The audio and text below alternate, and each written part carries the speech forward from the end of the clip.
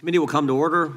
Without objection, the chair is authorized to declare a recess at any time. We welcome everyone to today's hearing on oversight of the Office of Special Counsel Jack Smith. The chair now recognizes the gentlelady from Florida to lead us in the Pledge of Allegiance.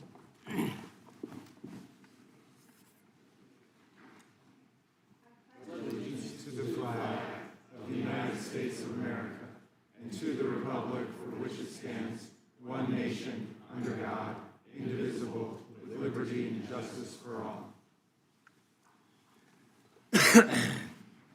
We'll begin today's hearing with opening statements. The chair is now recognized for an opening statement. It was always about politics.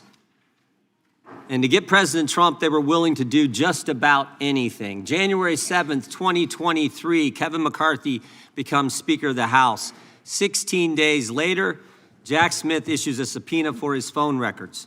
Phone records from 2 years prior for a 2-month time frame, Election Day 2020 to January 7th, 2021. Jack Smith and the Biden Justice Department get the phone records of the top Republican in government, the guy second in line to the president. They know who he called, who called him, when the call took place, and how long it lasted. You can pattern an individual's life.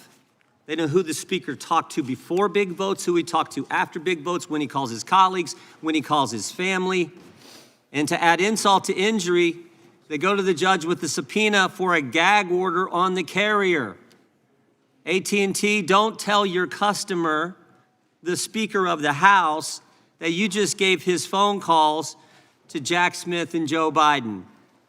And here's the kicker. They say to the court, we need this gag order because he's a flight risk. Someone might tamper with witnesses or with evidence. Are you kidding me? The Speaker of the House is going to run? They got my phone records for 2.5 years. Even the Democrats said this was wrong. But of course, we shouldn't be surprised.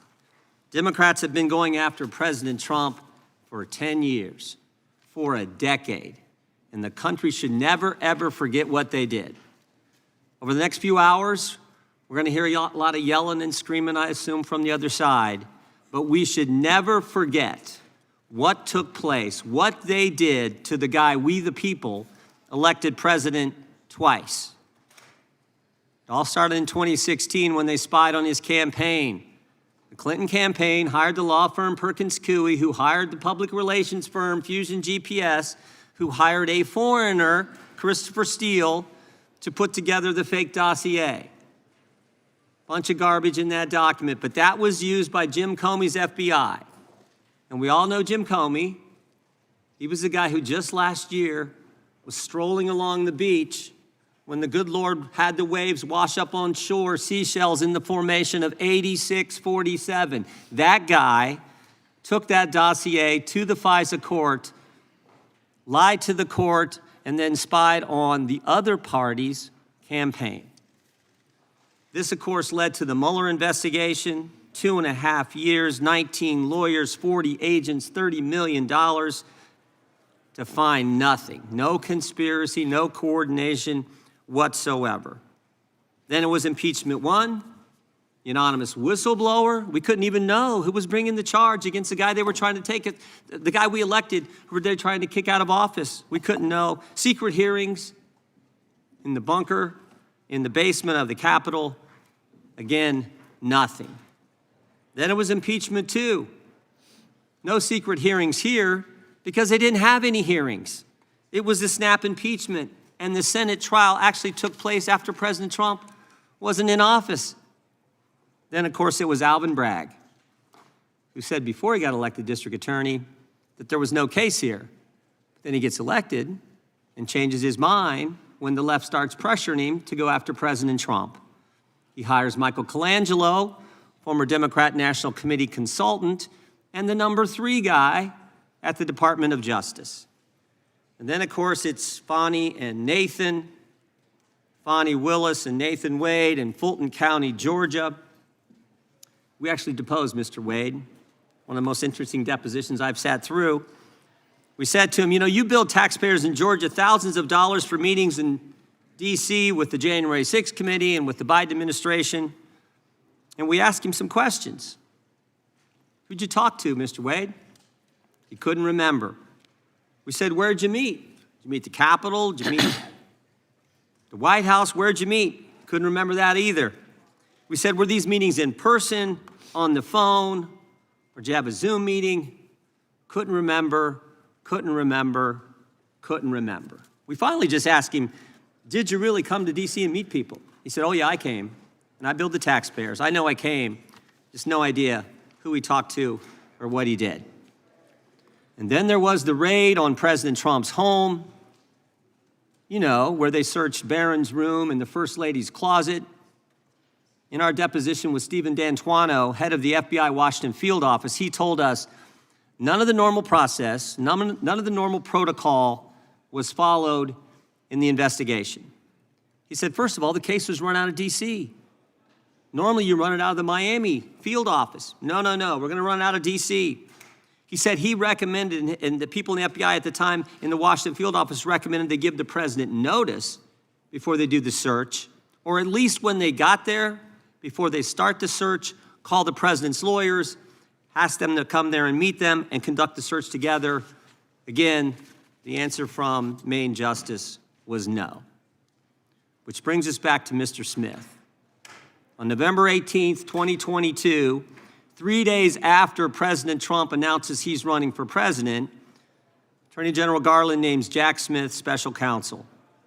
One of the first things Mr. Smith does is put on his team the very people responsible for the raid on President Trump's home. The very people. And then Jack Smith also puts on his team the people responsible for getting the phone records of dozens of members of Congress. People like Thomas Wyndham, who, when we deposed him, took the fifth 71 times.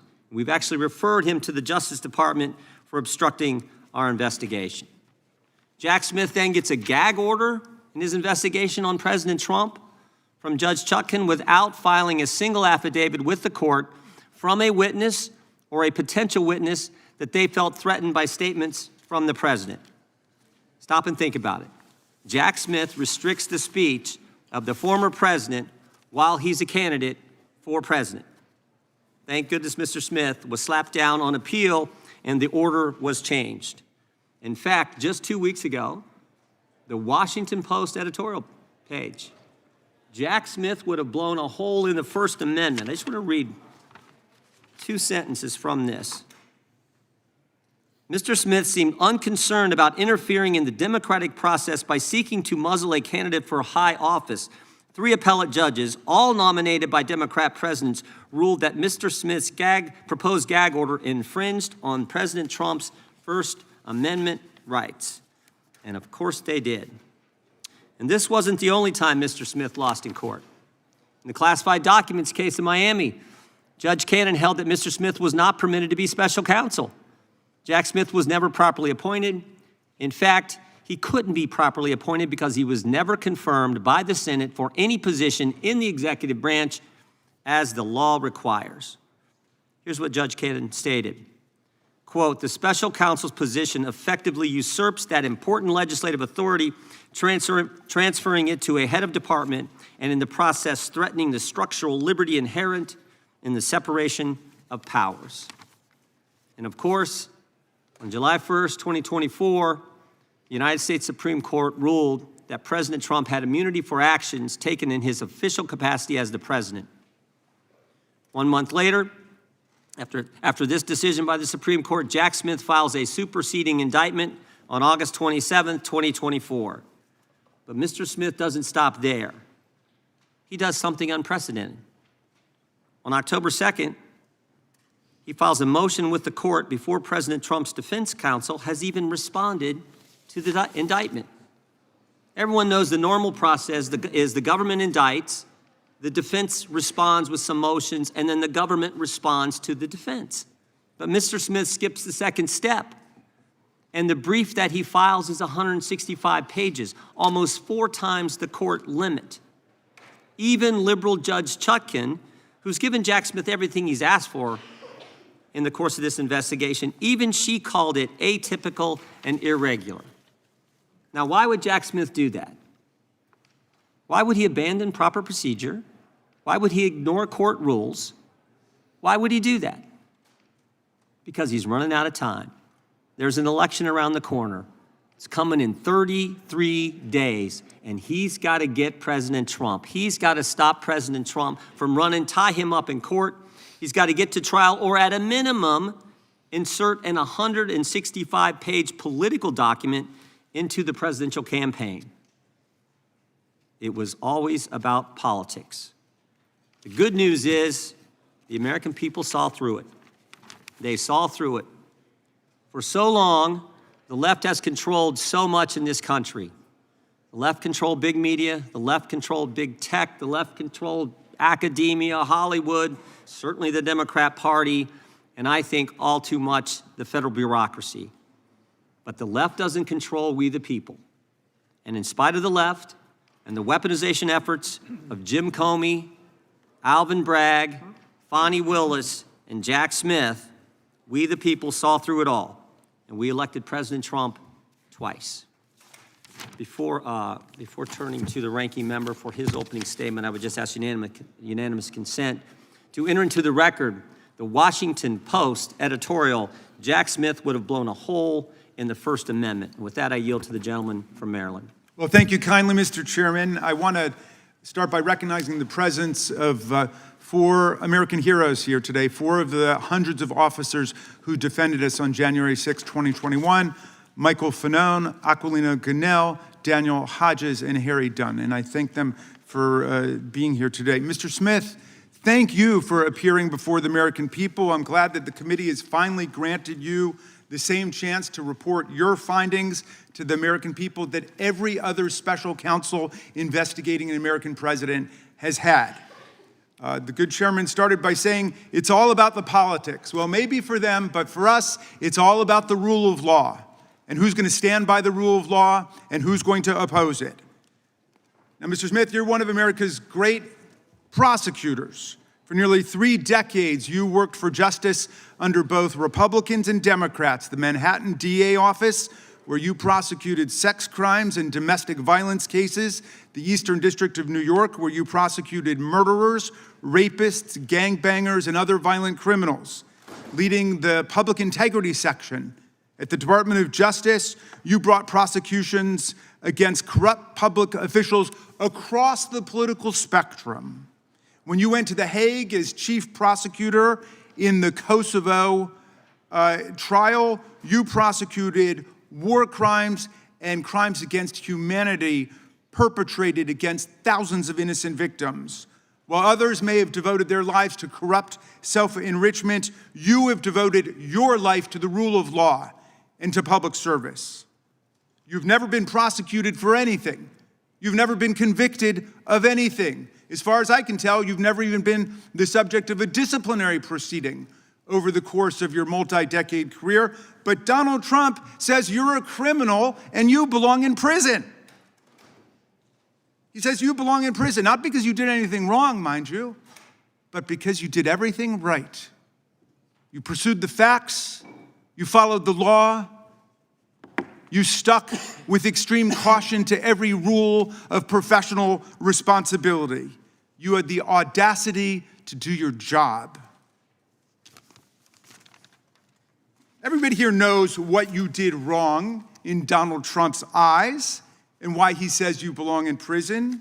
You found, and I quote from your sworn testimony before the committee, you found proof beyond a reasonable doubt that President Trump engaged in a criminal scheme to overturn the results of the 2020 election and to prevent the lawful transfer of power. When asked whether you believe the evidence was enough to obtain a criminal conviction against Donald Trump at trial, you had a one-word answer: yes. When asked if Donald Trump was responsible for the violence that took place at the Capitol on January 6th, you said, our view of the evidence was that he caused it and that he exploited it and that it was foreseeable to him. You found that Trump knew he had lost the election. How? Well, his own Attorney General, William Barr, repeatedly told him so and described all of Trump's theories as BS. Trump's top campaign advisors told him he lost the election. Vice President Pence told him he lost the election. More than 60 federal, state, and court decisions, including 8 rendered by judges he appointed to the bench, rejected every outlandish election fraud and corruption claim that he made. Trump himself even privately acknowledged it, gesturing to Joe Biden on TV and saying, quote, "Can you believe I lost to that effing guy?" He knew he lost, but he threw everything into his big lie, which some people, even in this room to this day, will stand by and swear by.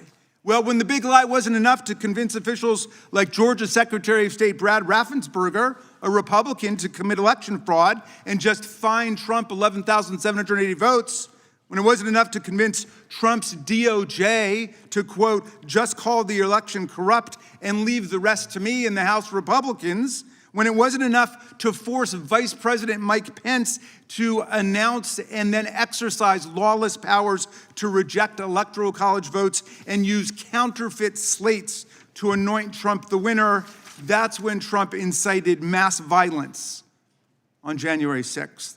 While more than 140 officers were being brutally assaulted by Trump's mob, while rioters beat them with flagpoles and sprayed them with chemical agents and crushed them in doorways, and while they chanted, "Hang Mike Pence," and chased the vice president out of the Capitol, Trump and his team worked the phones, calling not the National Guard, which was under the direct unilateral control of Donald Trump, but calling members of Congress, urging them to delay certification and to nullify the election results. Special Counsel Smith, you pursued the facts. You followed every applicable law, ethics rule, and DOJ regulation. Your decisions were reviewed by the Public Integrity Section. You acted based solely on the facts, the opposite of Donald Trump, who now has purported to take over the Department of Justice. He's in charge of the whole thing under his unitary executive theory, and he acts openly, purely based on political vendetta and motives of personal revenge, and he doesn't deny it. Our colleagues have complained about the special counsel's review of toll records, which are phone records like a phone bill, showing only the timing and duration of calls and containing no content, no substance whatsoever from the calls. But those records were lawfully subpoenaed because Donald Trump made those members of Congress relevant to the investigation. It was Trump who chose to call them to advance his criminal scheme. As you testified, Mr. Smith, if Donald Trump had chosen to call a number of Democratic senators, we would have gotten toll records for them too. I trust our colleagues get the point because America certainly gets the point. There is much Mr. Smith still can't talk about, though we know he badly wants to. His investigation developed what he calls powerful evidence that Trump stole documents containing our country's most sensitive secrets, hoarded them in the ballrooms and the bathrooms of his well-trafficked Mar-a-Lago social club. He showed them off to visitors. And then he obstructed a federal investigation by instructing his attorney to pluck out anything really bad before turning materials over to the FBI and having his staff delete incriminating security tape footage. But today, we're not going to hear a lot about that because you are gagged by an absurd judicial order rendered faithfully by Trump's most servile and sycophantic appointee to the federal bench, Judge Eileen Cannon. This order not only blocks release of Volume 2 of your report, which is unprecedented, about the classified document scam, it also gags you from discussing the report or its contents with us, with America. And so we don't know what's in it, but it must be pretty devastating because Donald Trump is desperate to keep Mr. Smith or any other DOJ official for all time from ever releasing it to Congress and to the American people. Now, Mr. Smith, if any of our colleagues foolishly choose to attack you and vilify you today, and I know that's not going to happen from some serious prosecutors over there like Mr. Knott and Mr. Schmidt, who understand what federal prosecutors do and what the rule of law means. But if anybody decides to attack you personally, they will only be revealing their own ignorance of what prosecutors do and their own indifference to what the rule of law requires in America. They will only be stroking the wounded ego of a lawless, twice impeached, convicted felon president who not only unleashed a mob against Congress and his own vice president, but has now pardoned and released into our communities hundreds of extremists, insurrectionists, and cop-beating felons who have proceeded to commit dozens more crimes against the American people since they were pardoned. Mr. Smith, I understand you are a long-distance marathon runner. I read that you're a triathlete who's done more than 100 triathlons and 9 Ironman competitions. You are in the fight for justice and the rule of law for the long distance, for the long haul, and I thank you for that. And we should all try to follow your example. America looks forward to your testimony today. I yield back to you, Mr. Chairman. The gentleman yields back without objection. All of their opening statements will be included in the record. We will now introduce today's witness. Mr. Jack Smith was appointed as special counsel on November 18th, 2022. He served until January 7th, 2025. We welcome our witness today. We'll begin by swearing you in. Would you please rise and raise your right hand? Do you swear or affirm under penalty of perjury that the testimony you're about to give is true and correct to the best of your knowledge, information, and belief, so help you God? I do. Let the record reflect that the witness has answered in the affirmative. Thank you. You can be seated. Please know that your written testimony will be entered into the record in its entirety. Accordingly, we ask that you summarize your testimony. Mr. Smith, you may begin. Chairman Jordan, Ranking Member Raskin, members of the committee, thank you for the opportunity to discuss my work as special counsel. I love my country and believe deeply in the core principles upon which it was founded. For nearly 3 decades, I've served as a career prosecutor in both Republican and Democratic administrations. I've handled cases ranging from domestic assault and gang violence to public corruption and election crimes across the United States, and I've prosecuted war crimes overseas. I am not a politician, and I have no partisan loyalties. My career has been dedicated to serving our country by upholding the rule of law. Throughout my public service, my approach has always been the same: follow the facts and the law without fear or favor. Experienced prosecutors know that specific case outcomes are beyond our control. Our responsibility is to do the right thing, the right way, for the right reasons. These principles have guided me through my career, including as special counsel. I'm proud of the work my team did, and I appreciate the opportunity to appear here today to correct false and misleading narratives about our work. During my tenure as special counsel, we followed Justice Department policies, we observed legal requirements, and took actions based on the facts and the law. I made my decisions without regard to President Trump's political association, activities, beliefs, or candidacy in the 2024 election.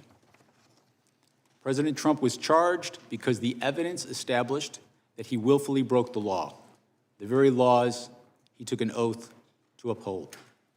Grand juries in 2 separate districts reached this conclusion based on his actions, as alleged in the indictments they returned.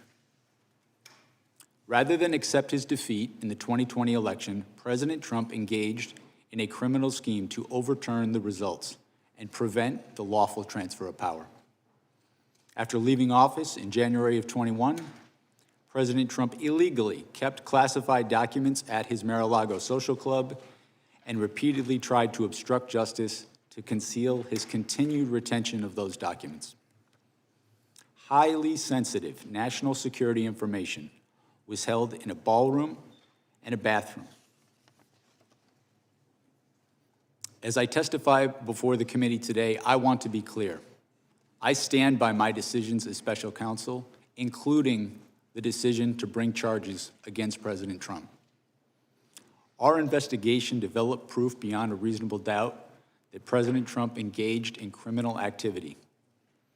If asked whether to prosecute a former president based on the same facts today, I would do so regardless of whether that president was a Democrat or a Republican. No one should be above the law in this country, and the law required that he be held to account, so that is what I did. To have done otherwise on the facts of these cases would have been to shirk my duties as a prosecutor and as a public servant, of which I had no intention of doing. I remain grateful for the counsel, judgment, and advice of my team. President Trump has sought to seek revenge against career prosecutors, FBI agents, and support staff simply for having worked on these cases. To vilify and seek retribution against these people is wrong. Those dedicated public servants are the best of us, and it has been a privilege to serve with them. After nearly 30 years of public service, including in international settings, I have seen how the rule of law can erode. My fear is that we have seen the rule of law function in our country for so long that many of us have come to take it for granted. The rule of law is not self-executing. It depends on our collective commitment to apply it. It requires dedicated service on behalf of others, especially when that service is difficult and comes with costs. Our willingness to pay those costs is what tests and defines our commitment to the rule of law and to this wonderful country. Thank you. Gentlemen, we will now proceed under the 5-minute rule. We have votes coming in any minute now, but I think we'll have time for 3 or 4 members to get their 5-minute questions in before the committee will take a recess to go vote. They are not going to close the vote until we get there. I know that much. So we will start with the gentleman from California. You're recognized for 5 minutes. Good morning, Mr. Smith. When Attorney General Garland appointed you, he cited the particularly sensitive matters at issue and extraordinary circumstances as the reason for appointing a special counsel. What did you take that to mean?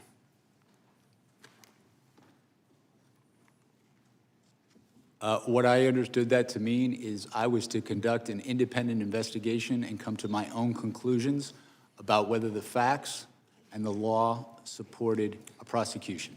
But clearly he was alluding to the fact that we had an investigation into a leading candidate for president. That was part of the extraordinary circumstances. Would you agree? I will rely on his public statements about that. I understood my role as special counsel was governed by the regulations, which required me to make an independent decision on my own. So certainly you would agree it was important to approach the investigation with humility and restraint. Is that fair? Yes, and that's what I sought to do. I sought to conduct... And you thought you possessed those qualities. In fact, you testified at your deposition, quote, "I thought I was the right person for the job." Of course, some disagreed. Constitutional law professor Jonathan Turley, for example, has said, quote, "Jack Smith has a reputation for stretching criminal statutes beyond the breaking point." I assume you disagree with that statement by Professor Turley. I do disagree with that statement. I think my career speaks for itself. I have been But that statement was also, and I'm sorry to have to interrupt, I just have a short amount of time. That statement was also echoed by the United States Supreme Court in a unanimous opinion in McDonald versus the United States, where the court overturned convictions that you had pursued against a former governor, criticizing your boundless interpretation of the federal criminal statute. At issue, that opinion was joined by Justices Ginsburg, Breyer, Sotomayor, and Kagan. So do you also disagree with that statement by those justices? I have conducted my career in a nonpartisan fashion. That particular case, the legal position that the department took, that wasn't my personal position. That was the position of the department. I see. So, Mr. Smith, I've had the opportunity during my time on this committee to review the work of 2 special counsels, John Durham, appointed during the Trump administration, and Robert Hur during the Biden administration. And in both cases, they seem to exhibit that humility and restraint that we talked about. But in reviewing in detail the way you conducted this investigation, I see a very different mode of operation. One that sought maximum litigation advantage at every turn, one that repeatedly circumvented constitutional limitations to the point that you had to be reined in again and again throughout the process. For example, shortly after you became special counsel, you issued a subpoena for the phone records of the Speaker of the House of Representatives over a 2-month period, along with for other senators and representatives, even though the public integrity section at DOJ cited litigation risk to doing this. What was that litigation risk?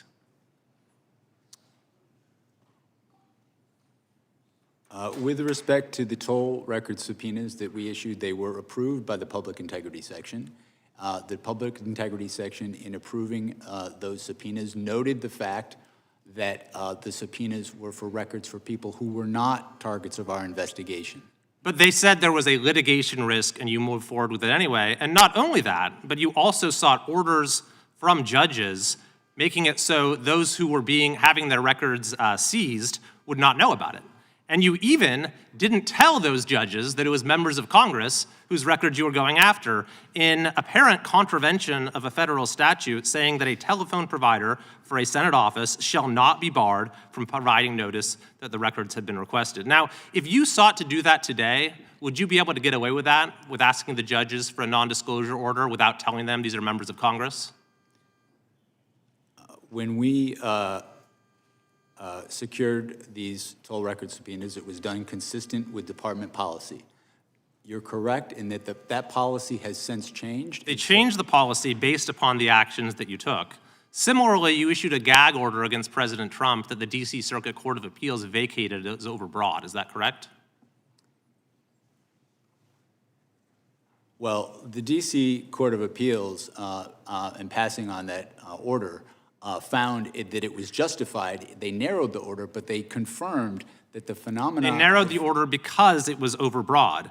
In addition to that, you sought an early trial date that the district court rejected, and when you presented your prosecution memo to Attorney General Garland, it's been reported that he was visibly unimpressed and expressed First Amendment concerns. So, Mr. Smith, looking at the record, I see that you were reversed and rebuked by the Department of Justice itself, by the Attorney General, by the Solicitor General, by multiple district court judges, by the Court of Appeals, and by the U.S. Supreme Court itself. So my final question is, do you believe that you made any mistakes? Do you have any regrets as to how you conducted this investigation?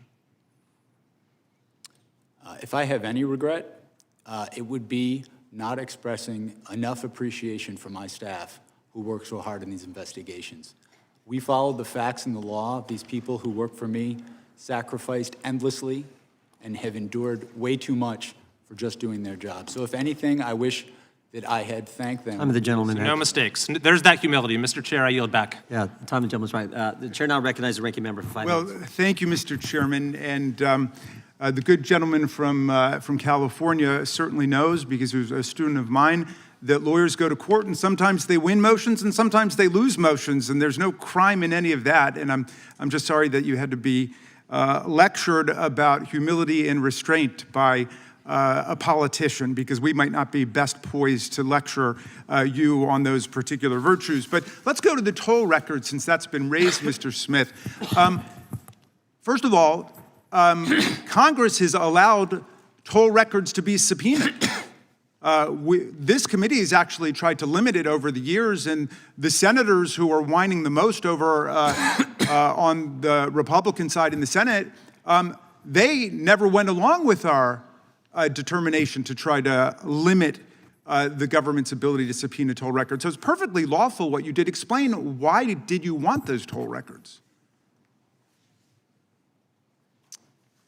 We wanted to conduct a thorough investigation of the matters that was assigned to me, including attempts to interfere with the lawful transfer of power. The conspiracy that we were investigating, it was relevant to get toll records to understand the scope of that conspiracy, who they were seeking to coerce, who they were seeking to influence, who was seeking to help them. And that's normal investigative practice, right? In conducting a criminal investigation, securing non-content toll records, as you described, is a common practice in almost any complex conspiracy. Okay, let's go to something else that I've been hearing over the last week by our colleagues as they've eagerly anticipated your arrival here. They've been saying that there's some kind of First Amendment defense that Donald Trump would have had to the crimes you indicted him for. Is there a valid First Amendment defense to defrauding the public? Is there a valid First Amendment defense to disrupting a federal proceeding? Is there a valid First Amendment defense to violating the voting rights of the people and cheating the public out of a fair election? The First Amendment is something that we took seriously in our investigation, but the First Amendment does not protect speech that facilitates a crime. Speech that is used to facilitate a crime, a fraud crime in particular, is not protected under the First Amendment. The Supreme Court precedent on that is clear. This is an issue that we litigated before the district court, and the district court ruled, as I just stated, that it is not in fact protected. And the case law is perfectly clear on this, right? All frauds are perpetrated by speech, right? Yes. All conspiracies are perpetrated by speech.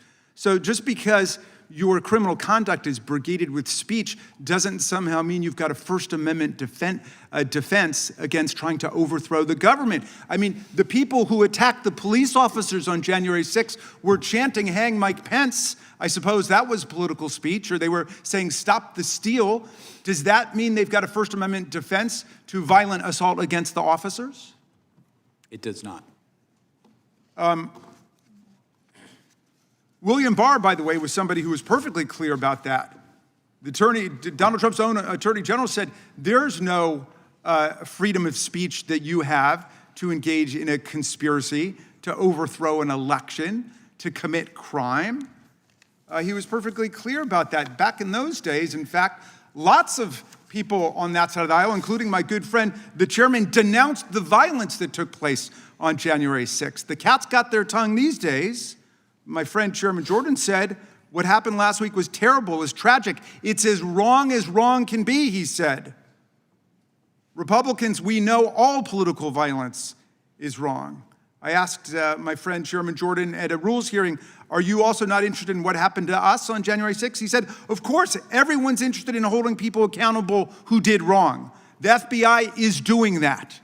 The Justice Department is doing that, appropriately so. What do you think about the attack on the Department of Justice and the special counsel for doing your jobs?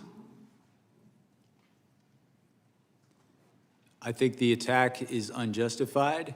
I think the people who worked with me as career public servants are people, they're part of the reason I've been a prosecutor for so long is to work with people like that, not just the prosecutors in my office, but also the agents, FBI agents who are heroes, who have served their country not only as agents, but also overseas. I think those attacks are unwarranted based on the facts, and I think that they have no basis in who we are as Americans, as a country. I don't see attacking people like that as anything appropriate. Thank you, and Mr. Chairman, I yield back to you. The gentleman yields back. Mr. Smith, is Cassidy Hutchinson a liar? She was their star witness, January 6th committee, their star witness in one of those staged and choreographed hearings they paid the former president of ABC News to put together. She was, in fact, the only witness at this special primetime hearing, Tuesday, June 28th, 2022, 8 o'clock in the evening, and she told some stories. I mean, these were some stories. She talked about President lunged across the back seat, grabbed the steering wheel, tried to drive the car to the Capitol. And I just want to know, you think she was lying? Chairman Jordan, my assessment of that particular issue is that with respect to the testimony about the president lunging towards the driver, my recollection of her testimony about that is that it was secondhand. She had said she'd heard that from somebody. You familiar with the name Tony Ornato? I'm sorry, sir? You familiar with the name Tony Ornato? Yes. White House Deputy Chief of Operations, Deputy Chief of Staff for Operations, right? You remember what he said about it? As I sit here right now, I do not. Yeah, he said it didn't happen. How about Bobby Engel? You familiar with that name? Yes, I am. Secret Service agent who was actually in the car that day. You know what he said? He said it didn't happen. And they both said the first time they ever heard this story was when Ms. Hutchinson testified in the primetime hearing as their star witness of the January 6th committee. By the way, did you ever confirm her testimony about this particular incident? We conducted, as I said before, our own independent investigation of all aspects of the case that we thought was relevant. We, attorneys from my office, Did you ever confirm it? That's a simple question. we interviewed, or I should say attorneys in my office before. Did you ever confirm the president leaping across the seat, grabbing the steering wheel, this whole concoction she brought up in the January 6th hearing? Did you ever confirm that? Right. We interviewed another firsthand witness who was in the car, who did not confirm that Okay. had happened, but also In your deposition stated to the that- committee last month, Mr. Smith, you said this: my recollection with Ms. Hutchinson was a number of the things that she gave evidence on were secondhand hearsay. You remember making that statement to us last month in the deposition? I did, and I was referring particularly to what we're talking about now. Yeah, and you also said Ms. Hutchinson, regarding this particular claim, was a second or even third-hand witness. We asked you, if you were a defense attorney, how would you handle cross-examining her if she was on the witness stand? And you said, if I were a defense attorney and Ms. Hutchinson were a witness, the first thing I would do was seek to preclude her testimony because it was hearsay. You remember saying all that? Yes, that's correct, sir. That's correct, right? Were you going to put her on the witness stand if you ever got to trial? We had not made final determinations as to who we were going to call as a witness. We had a You were large, still considering her? we had a large choice of witnesses in this Are case. you familiar what Washington Post reporters Carol Leonnig and Aaron Davis said in their book? They did this book, 300-some pages book on Chronicle and the whole investigation of the Justice Department. And here's what they said on page 310. They said, Jack Smith had wondered whether some of Hutchinson's claims might be relied upon at trial. Still, at one point, Smith told the elections team he wasn't ready to give up on Hutchinson's account. Ultimately, however, Trump administration officials uniformly, fiercely disputed her accounts under oath. Prosecutors on your team told Smith they wouldn't want to use Hutchinson as a witness in court, and Smith agreed. Are Carol Leonnig and Aaron Davis, who wrote this, are they lying? My recollection is that I certainly had not made any final determinations about who we were going to call. And as a- that's the point. That is the point. The fact that they used her in a primetime hearing and you won't rule out using her, or didn't rule out using her, putting her on the witness stand when everybody knows she wasn't telling the truth, that says it all. That's the degree the left and Democrats were willing to go to get President Trump, putting on the witness stand someone everybody knows is making it up. Everybody knows that. And you were willing to do it. By the way, you know how many times Cassidy Hutchinson was mentioned in their report, the January 6th report? Any idea, Mr. Smith? I do not. 185 times. Someone that the whole country knows wasn't telling the truth, and you were still considering putting her on the witness stand because you had to get President Trump. And everybody can see that. We better take a recess for votes. We will resume as soon as votes are over. Back here 10 minutes after. Mr. Smith, you guys can go back to the room that you were in.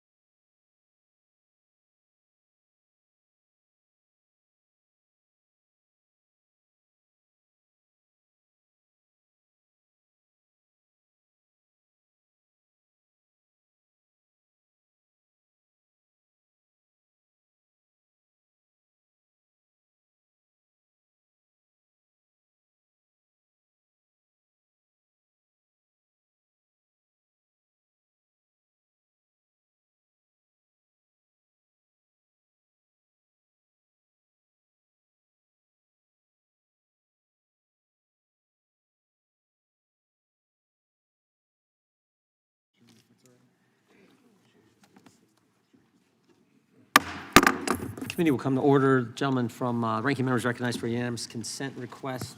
Thank you very kindly, Mr. Chairman, and this just goes to the question of the hypothetical witness at the trial that didn't happen. New York Times, May 1, 2024, Trump acknowledges he wanted to go to the Capitol on January 6th. Without objection. Carol Leonnig, who you quoted, Carol Leonnig outlines Tony Ornato's history of lies. That's June 30, 2022. Without objection. In July 1, 2022, the men disputing Hutchinson's testimony are two of Trump's biggest acolytes. And finally, June 29, 2022, CNN, Cassidy Hutchinson stands by her testimony amid pushback. Thank you very much. Gentleman from New York is recognized. Thank you, Mr. Chairman. Mr. Smith, over the past few years, Republicans have waged constant attacks on you. Donald Trump has said you are totally compromised, a political hitman, a left-wing radical, a criminal, a fully weaponized monster, and that you should be considered mentally deranged and thrown out of the country. Just this week, he called you a sick bastard. Unfortunately, the rules of decorum prevent me from saying what I think of Donald Trump. But he is not the only one to launch attacks against you. Chairman Jordan has accused you of abusive surveillance and accused you and your team of partisan and politically motivated prosecutions. Despite the mountain of evidence that you laid out in the special counsel's report and in your court filings, President Trump's supporters are convinced that the only reason your team tried to hold him accountable is because you have a vendetta against him. I want to address these allegations today. You have had a long and distinguished career with the Justice Department, including serving as the chief of DOJ's Public Integrity Section for 5 years.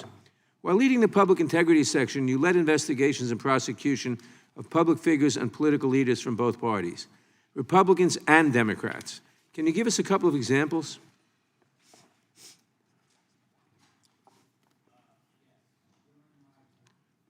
Sorry about that. During my time as the Chief of Public Integrity, I investigated cases involving both Republicans and Democrats. The standard in all of those cases was the same: follow the facts and the law. Didn't matter what party you were in, it mattered the facts of the case. In doing that, there were cases I brought against Democrats and cases I brought against Republicans. There were also cases that I investigated and did not bring against Democrats and Republicans. Party affiliation played no role in my investigations. I can think of multiple cases of prominent members of Congress that we investigated who were Republicans, who, upon reviewing the law and the facts, I decided not to go forward in those cases. And the same could be said with people on the Democratic side. I've always tried to follow the facts and the law in my career. When it comes to deciding whether to pursue a criminal prosecution of an individual, what factors do you consider? The primary factors are the facts and the law.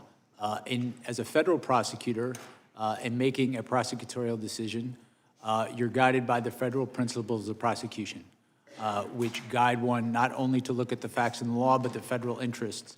And that is exactly what we did in this case, as set forth in my final report. Does partisan politics play a role in your decision whether or not to prosecute someone? None. To be clear, did partisan politics play a role in your decision to charge Donald Trump? It did not. What does it do to the justice system if political leaders place pressure on prosecutors to file charges against their political enemies? What are the implications if prosecution decisions are based on politics, not the law? I think it weakens the rule of law in our country because it weakens the mechanism for us to prosecute, among other things, corruption. When there is political prosecutions targeting people because they're enemies of the president, the department loses credibility and it can't do its job in all sorts of cases. According to your deposition before this committee, it sounds like your problem was not determining if you had enough evidence to charge Donald Trump, but rather that you might have had too much evidence and struggled to determine how to present a clear narrative to a jury. How would you characterize the evidence against Mr. Trump about inciting an insurrection against the laws of this country? Did you have too much? Well, With respect to presenting the case that we charged, one of the central challenges was trying to present that in a concise way because we did have so many witnesses. Some of the most powerful witnesses were witnesses who, in fact, were fellow Republicans who had voted for Donald Trump, who had campaigned for him, and who wanted him to win the election. These included state officials, people who worked on his campaign, and advisors. I will say, however, with respect to the charge of insurrection, we did not charge that. As I set forth in my report, well, I believe that there is, courts have found that that was an insurrection and that there's a reasonable interpretation, a reasonable prosecutor could interpret the evidence to support that charge. I chose not to do that, looking at the facts in the law. I thought the charges we brought were appropriate, given the evidence that we had. Thank you, Mr. Smith, for your decades-long public service and for working tirelessly to uphold the rule of law. Those who attack and smear you and your team in order to protect Donald Trump should be ashamed of themselves. I yield back. Gentleman yields back. Gentleman from California is recognized. Mr. Smith, do you see criminals to my left? You don't see any. Do you see people who are committing crimes because they continue to believe things that just aren't true? That's paraphrasing Ronald Reagan, that liberals aren't stupid, they just know things that don't happen to be true. If the president believed that he was cheated in an election, that there was fraud, or in some other way a number of items led to his defeat, when in fact he should have won according to the Constitution, does that make him a criminal? Sir, No, that's a yes or no, please, Mr. Smith. These people here are continuing to grapple constantly with things that aren't true, like socialism works, or that somehow everything the Republicans do is evil and everything they do is right. They've never reached a conclusion in a typical partisan case in which we're not evil because we think something different and we're not wrong. You understand the Constitution. Do you understand the Bill of Rights, that someone has the absolute right to believe something, whether it's true or not, and to advocate for something, whether it's true or not? Do you understand that in addition to your oath to the Constitution, that that's one of the things the First Amendment allows for, isn't it? yes, sir. Okay, so if you know that people have a right to opine, lobby for, assert, do everything they can legally to ask for people to make different decisions, then why is it you saw criminal conduct on behalf of a president who believed he didn't win? Chairman Jordan and myself have something in common along with a number of others here. We saw wrongdoing, and on January 6th, we voted not to confirm 2 states because they had violated the U.S. Constitution in how they selected who got ballots. And yet, you're going to come here and say, oh, I just followed the law.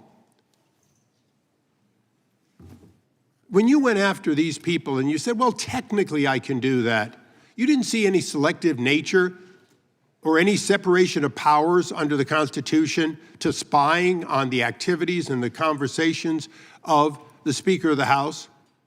To what end would conversations between the Speaker of the U.S. House, third or second in line to be the president, and the president, in what basis would it be any of your business other than you believe that there was a conspiracy without conspiracy as a basic premise?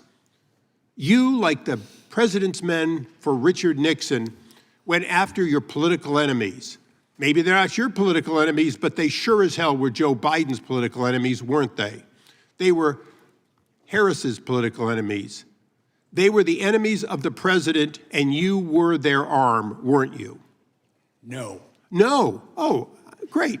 So you spied on the Speaker of the House and these other senators and so on, and informed no one, and in fact put in a gag order so they couldn't discover it. If they were not subjects of a conspiracy investigation, why did Congress, a separate branch that you under the Constitution, have to respect. Why is it that no one should be informed, including the judges? As you went in to spy on these people, did you mention that you were spying on seeking records so you could find out about when conversations occurred between the U.S. Speaker of the House and the President? Did you inform the judge, or did you hold that back? My office didn't spy on anyone. Wait a second. The question I asked you, Mr. Smith, was pretty straightforward. Did you withhold that information from an Article III judge in the process of taking the records of the Speaker of the House? We complied with Department. Did you hold back Mr. that Chairman, would you information? please instruct the gentleman to allow the witness to answer the questions? It's not your time. I'd like my time back. Mr. Chairman, again, you have please. repeatedly done that in the past. The witness has the right to answer the question. And there'll be due time to answer the question. Would you please put my time back and let me finish this?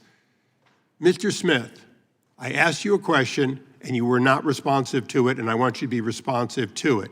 Did you, whether you think it was legal or not, whether you think it was right or not, did you withhold the name of Kevin McCarthy, Speaker of the House, when you were seeking records on Kevin McCarthy, the Speaker of the House, or Jim Jordan, the chairman of this committee? At the time of the gentleman is... No, is- please you give got a me few back more the seconds. time that was taken away. Time has expired, but we're going to let the witness answer your question because it's an important question. The witness can respond. We did not provide that information to the judge when we requested a non-disclosure order, consistent with the law and consistent with Department Mr. policy. Chairman, the amazing thing here today is that we have an admission that an Article Mr. Chairman, I- the gentleman's time has come on. expired by now 34 seconds. It gets more than 5 minutes. How many 'cause it's a times you good can interrupt question? me? The time belongs to the gentleman from California, but it has expired. I will be brief in my address to the chairman. We have the evidence that an Article I representative on behalf of the This is- president withheld Order, from Mr. Article Chairman. III. Mr. Chairman, are we that to be granted the information. same leniency at And this with that, point? I yield back in Yield back. disgust of this witness. Sticking with California, the gentlelady from California is now recognized. Mr. Smith, thank you for being here today. Earlier, the chairman spent a lot of time talking about Cassidy Hutchinson, who we know was just one of many witnesses. It's important to note that there was testimony that she was told something by Mr. Ornato, not that she had personal knowledge. And of course, Mr. Ornato was of very questionable veracity. We had a testimony from a Metropolitan Police Department official about an argument, a big argument that the president was having about going to the Capitol. And in fact, the vehicle was delayed going back to the Capitol while that argument occurred. But having said that, I want to focus on something my colleagues across the aisle seem to want to ignore. The fact that your investigation into President Trump's attempt to overturn the 2020 election was built on testimony from members of the Republican Party. In fact, last week, the New York Times published grand jury transcripts from Georgia that show the same pattern in Trump's Georgia criminal case. Georgia's Republican Attorney General Chris Carr testified that he told, quote, and this is a quote, "We're just not seeing the things that you are seeing." And the late Georgia House Speaker David Ralston, also a Republican, testified that Trump's fake elector scheme was, quote, "the craziest thing I've heard." And then there's Senator Lindsey Graham, one of the president's closest allies. In his secret grand jury testimony, Senator Graham told the jurors, quote, "I have told him more times than we can count that he fell short," unquote. And then he said this, quote, "If you told him Martians came and stole votes, he'd be inclined to believe it." Martians, that's from Senator Graham speaking under oath. So here's my question. Mr. Smith, in your deposition with this committee, you testified, and here's a quote, "Our case was built on, frankly, Republicans who put their allegiance to the country before the party." That the president's closest allies are telling him that his claims of election fraud are wrong. And so I'm just wondering, can you explain what you meant in your deposition, that it was Republicans who were putting their allegiance to their country ahead of their party? Yes. There were witnesses who I felt would be very strong witnesses, including, for example, the Secretary of State in Georgia, who told Donald Trump the truth, told him things that he did not want to hear and put him on notice that what he was saying was false.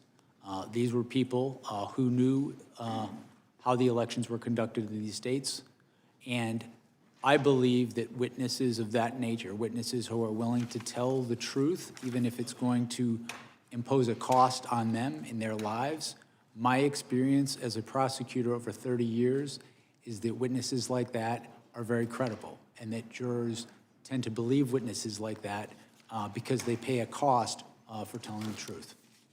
In terms of the grand jury testimony that's now been released, the fact that Donald Trump, according to Senator Graham, would believe that Martians stole the election, what does that tell you about Trump's state of mind?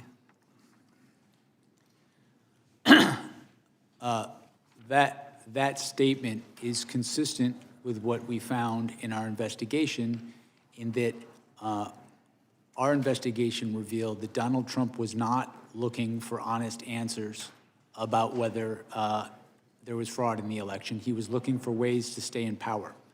And when people told him things that conflicted with him staying in power, he rejected them, or he chose not even to contact people like that who would know if the election was done properly in the state.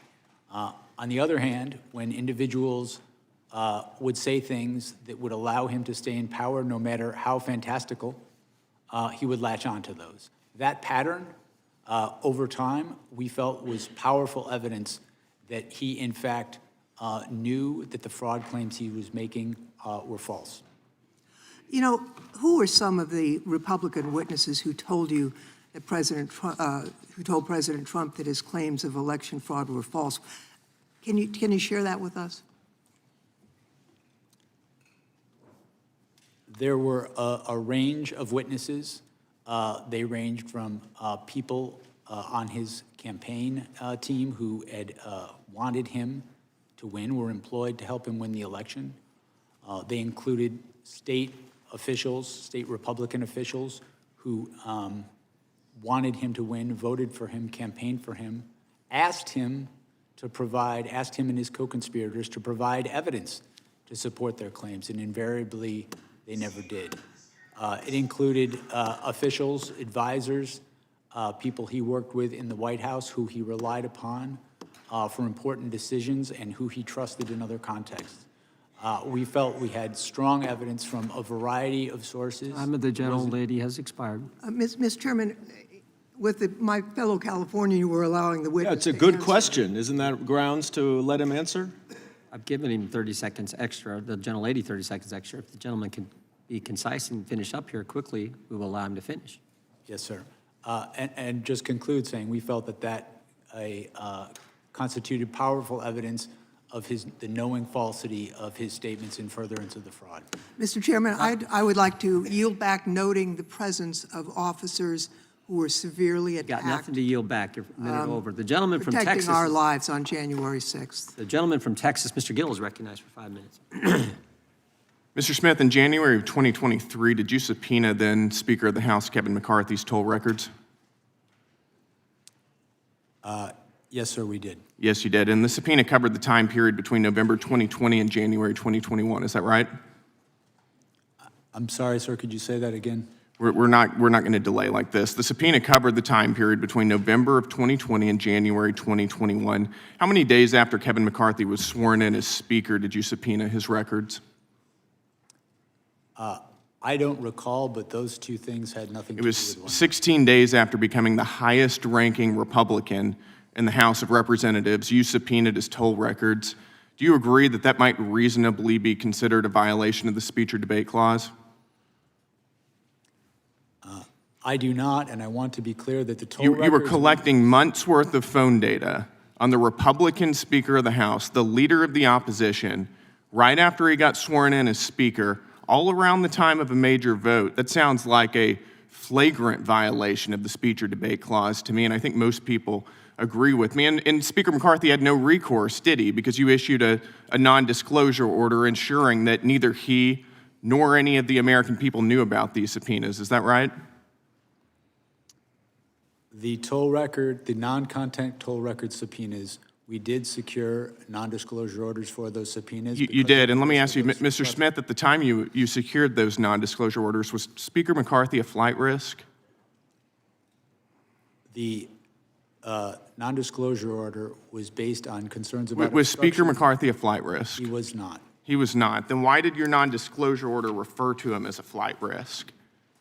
It says right here, the court finds reasonable grounds to believe that such disclosure will result in flight from prosecution.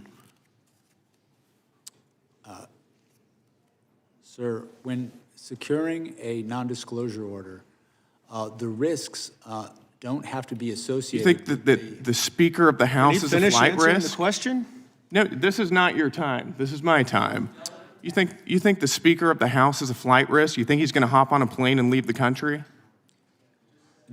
No, what I was trying to explain is with respect to a non-disclosure order, the risks aren't necessarily associated with the subscriber to the phone. They're the risks to the Okay. investigation. I think that you were using, this was clearly in reference to Speaker McCarthy, and you were using clearly false information to secure a non-disclosure order to hide from Speaker McCarthy and from the American people the fact that you were spying on his toll records. But I've got more, so let's move on. In May of 2023, you also issued subpoenas for toll records of 9 U.S. senators and an additional representative. Is that right? In May of '23, we did issue. You did, and there were non-disclosure orders in conjunction with those subpoenas as well, right? That's correct, consistent with department policy and Right. the law. So again, nobody would know what you were doing. The senators would, and the representatives would, and the American people wouldn't know what you were doing. Is that right? The toll records that we secured and the non-disclosure orders were consistent with policy and consistent. And you with knew standards whenever you were that- doing that there was a risk you were violating the speech or debate clause. Is that right? The toll record subpoenas that we secured were with the concurrence of the public integrity. Your own analysis says that you knew there was a risk you were violating the speech or debate clause. I have it right here. This is an email from John Keller at Public Integrity Section to your team. As you are aware, quote, as you are aware, there is some litigation risk regarding whether compelled disclosure of toll records of a member's legislative calls violates the speech or debate clause in the DC Circuit. That's from your own analysis right there. So you did know, didn't you? Sir, with respect to the item you just put up on the screen, the last sentence states, Oh, we're going to get to the last sentence. okay, We're going to get to the last sentence. And you cite case law in here, quote, the bar on compelled disclosure is absolute. Is that right? Or do you think that you didn't have to abide by that precedent? to be clear, this statement is not from my office. This is the statement of the public This is integrity your section. justification for those subpoenas and NDOs that you ordered. This was part of your analysis. It's a cursory analysis. I think it's worth noting. But let's get to that last sentence then. Quote, given my understanding of the low likelihood that any of the members listed below would be charged, the litigation risk should be minimal here. In other words, you're using a novel legal theory, which you knew was novel, has never been tested by any court. You're not charging any of these members. Nobody's going to know about it because you issued NDOs. Nobody's going to sue about it, so who cares? We're going to do it anyways. I mean, you walked all over the Constitution throughout this entire process. Chairman, the gentleman's time's spying expired. on members of Congress, and you know it. It's absolutely disgraceful. The time. I yield back. Gentleman yields back. Not going to be charged. They're not going to see it. They're not going to know because we're not going to tell them. So let's go ahead and do it. It's exactly what happened. The gentleman from Tennessee is recognized for 5 minutes. Thank you, Mr. Chair. Mr. Smith, it's great that you've been allowed to come here and testify to the American public. Is there anything you'd like briefly to discuss that Mr. Gill brought up on the reasons why you needed those phone records and the limitations that you thought might have been on you and the prosecution to risk the investigation? Sure, and I would begin by pointing out that the email that was referenced wasn't a justification from my office. It was an email from the Public Integrity Section to my office approving the subpoenas. The subpoenas that we secured with non-disclosure orders from a judge because I had grave concerns about obstruction of justice in this investigation, specifically with regards to Donald Trump. Not only did we have the obstruction of justice that we were investigating in the classified documents case, but I was aware during the course of our investigation of targeting of witnesses during the course of the conspiracy itself. There were election workers who had their lives turned upside down and received vile death threats because they were targeted by Donald Trump and his co-conspirators. I had a duty to protect witnesses in this investigation.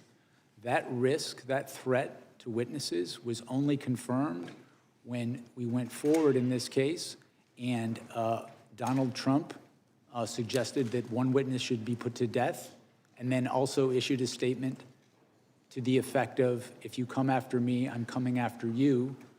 In my mind, I can't think of a more direct threat to witnesses and individuals involved in that proceeding. Given that sort of threats, it was, in my view, completely appropriate to protect the integrity of the investigation, to protect against destruction of evidence, and to protect the witnesses in our case. And just to make clear, you did not see any of the discussion. There was not any, it was just the content that they made a call to the president and vice versa, but nothing about any content whatsoever. That's correct. A toll record subpoena gives you who a call is from, who it is to, and the length of that call. It does not tell you the content of what people are speaking about. You felt that you had a case that was one that you would win beyond a reasonable doubt, no moral certainty. Is there anything in your facts that you had that you would have used at trial that you believe has not been presented to the public in the past or have been misrepresented to the public? Is there anything? Essential facts that you had that you felt would have resulted in a conviction of the president on the charges that he was indicted upon? I think my report, the report of our case, the final report, summarizes the evidence, I think, in a way that gives a fair rating of the strength of the case. And you have no question but have been successful before jury? My review of the case, I came to the conclusion we had proof beyond a reasonable doubt. We were ready, willing, and able to go to trial in the case. Of course, as I said in my opening statement, prosecutors can't control outcomes, but I felt confident in pursuing the case to trial. Did Merrick Garland ever pressure you to bring an indictment or to do anything in your investigation? No. Did anybody else in the administration, President Biden, Vice President Harris, et cetera? I was given the independence to conduct my investigation, and I came to the decision to bring charges in this case without undue influence from anybody in the department. And you dropped the case. Why did you drop the case? The cases against Donald Trump were dismissed pursuant to department policy. Department policy, the Office of Legal Counsel said if somebody's president, you can't bring a charge against them or they can't be held liable. Is that correct? That's correct. There had not been a case of this nature ever where someone was elected president with charges pending, and so that was slightly different. So we consulted with with the Office of Legal Counsel, and they determined pursuant to policy that the cases needed to be dismissed. And you weren't pleased with that, but you had to follow the law, and that's what you did. We followed policy throughout my investigation. My job was not to set policy. My job was to follow it, and that's what we did. I want to thank you for your service. I think you're a great American, and you came out of this as being somebody who people can respect and look up to in a fashion that we should be instilling people's desire to go into justice, to go into law, and to go into government. And you're an example of the type of person they should follow. I yield back the balance of my time. Gentleman yields it back. The gentleman from Wisconsin is recognized. Mr. Smith, there's something that's really bothering me since your deposition. It's how and why you got the position of special counsel and your personal relationship with Marshall Miller. Let's go back to 1999 when you were working for the United States Attorney's Office for the Eastern District of New York. Is that when you first met Marshall Miller? Yes. So after ED New York, did the two of you ever work together again prior to becoming special counsel? According to the public bios for you and Mr. Miller, you overlapped at DOJ from 2014-15 when you were chief of DOJ's Public Integrity Section and Mr. Miller was chief of staff for DOJ's Criminal Division. Is that accurate? I believe that is accurate, yes. Okay, so were the two of you social outside of work? I would say intermittently, yes, Okay, but after 20 years of knowing each other, it's safe to say you were friends, correct? yes. Okay, so let's fast forward to 2022. Mr. Miller is appointed Principal Associate Deputy Attorney General at DOJ, the number 3 at DOJ. You call your friend to congratulate him, and according to the deposition transcript, you say you'd be interested in a position at DOJ. Is that correct? Yes, what I recall is that I expressed an interest if the right position came up, I would be interested in But considering. at that point, there's no discussion about special counsel. Is that correct? This is some time ago, and so I don't have a specific recollection of all these conversations. So you were first approached about special counsel and that role before the 22 midterm elections. And according to the deposition transcript, in October of 2022, you fly to DC, meet with the AG and the Deputy Attorney General. Is that correct? Yes, I flew to DC, I believe it was in October, and I met the Deputy Attorney General, and also I met the Attorney General. So in multiple conversations with your friend Marshall Miller, he never once tipped you off that the Attorney General or Deputy Attorney General have you on the short list for special counsel? That never came up? Again, this was some time ago, but my recollection is I came to Washington and I met with those individuals as well as the Human Rights Section. Marshall Miller is the person who set that up. So he was at the meetings. Was he at the meetings? So just to tie all this together, you've known Mr. Miller since you were both AUSA in New York. You stayed in touch over a 20-year career in federal government. He gets a job with the Biden administration, and just a few short months later, you're offered the role of special counsel. I'm having a hard time believing that this is some big coincidence and that there wasn't a back and forth on the special counsel. So maybe you never received directives explicitly from the AG or the Deputy Attorney General, but was Marshall Miller, did he become a two-way conduit throughout the investigation with DOJ? No, and I would not take direction from a political person, a political figure, about how I should conduct an investigation. But you never spoke to him throughout the entire time you were conducting the investigation? No, I didn't say that. What I said was Okay. that he was, I think you asked if he was a conduit of information. He was present, to my recollection, at meetings, briefings that I had with the Attorney General and Deputy Attorney General during my time as special counsel. I mean, I don't want to assume anything, but Mr. Miller wanted you in that position, not because you're necessarily the best lawyer he ever met, but because of the long-term friendship that you have with him. What I can tell you is I have been a prosecutor for 30 years. I have been an apolitical public servant for 30 years. I've prosecuted cases against Democrats and Republicans, all the same. I've had, in my view, the experience necessary for this position, and that's why I accepted it. So he knew that you would pursue, I mean, he had to have an idea that you would pursue exactly what the Biden administration wanted, which was criminal charges against President Trump. I think that anybody who knows me well knows the idea that I would take direction from a political figure about how an investigation should come out. I don't think anybody who knows me thinks that's true. Well, Chairman Jordan, I think the next deposition should be with Marshall Miller at this point. I yield back. Gentleman yields back. The gentleman from Georgia is recognized.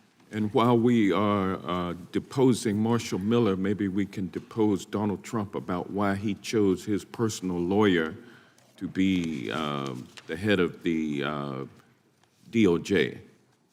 On January 6, 2026, the 5th anniversary of the insurrection, the White House launched a taxpayer-funded website that attempts to rewrite history about what happened on that day of infamy.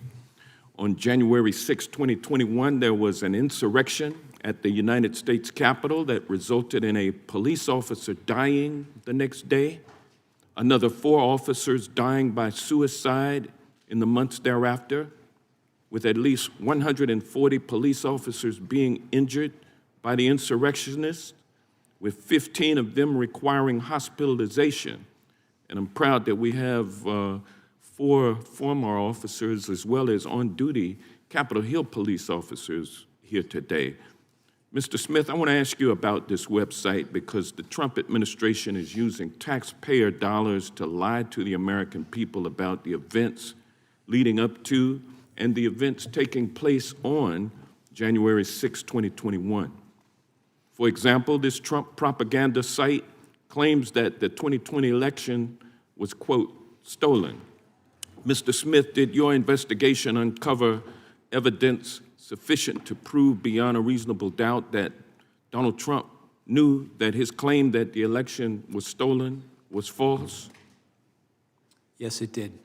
And did your investigation uncover evidence sufficient to prove beyond a reasonable doubt that Donald Trump publicly claimed that the 2020 election was stolen from him while he privately acknowledged that he had lost the election?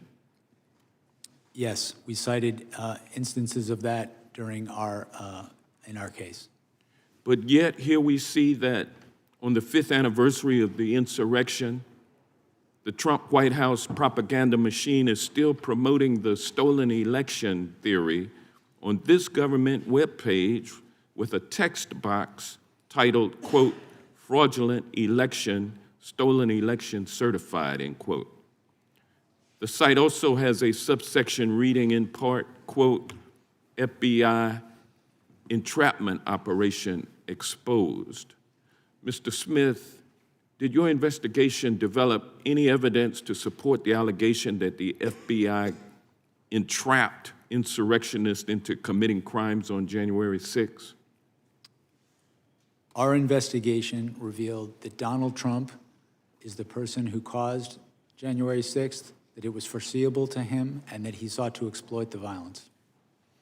This website also accuses you of being a, quote, Biden prosecutor who brought, quote, weaponized charges against Mr. Trump. Mr. Smith, were you a Biden prosecutor who weaponized the Department of Justice against Donald Trump? Absolutely not.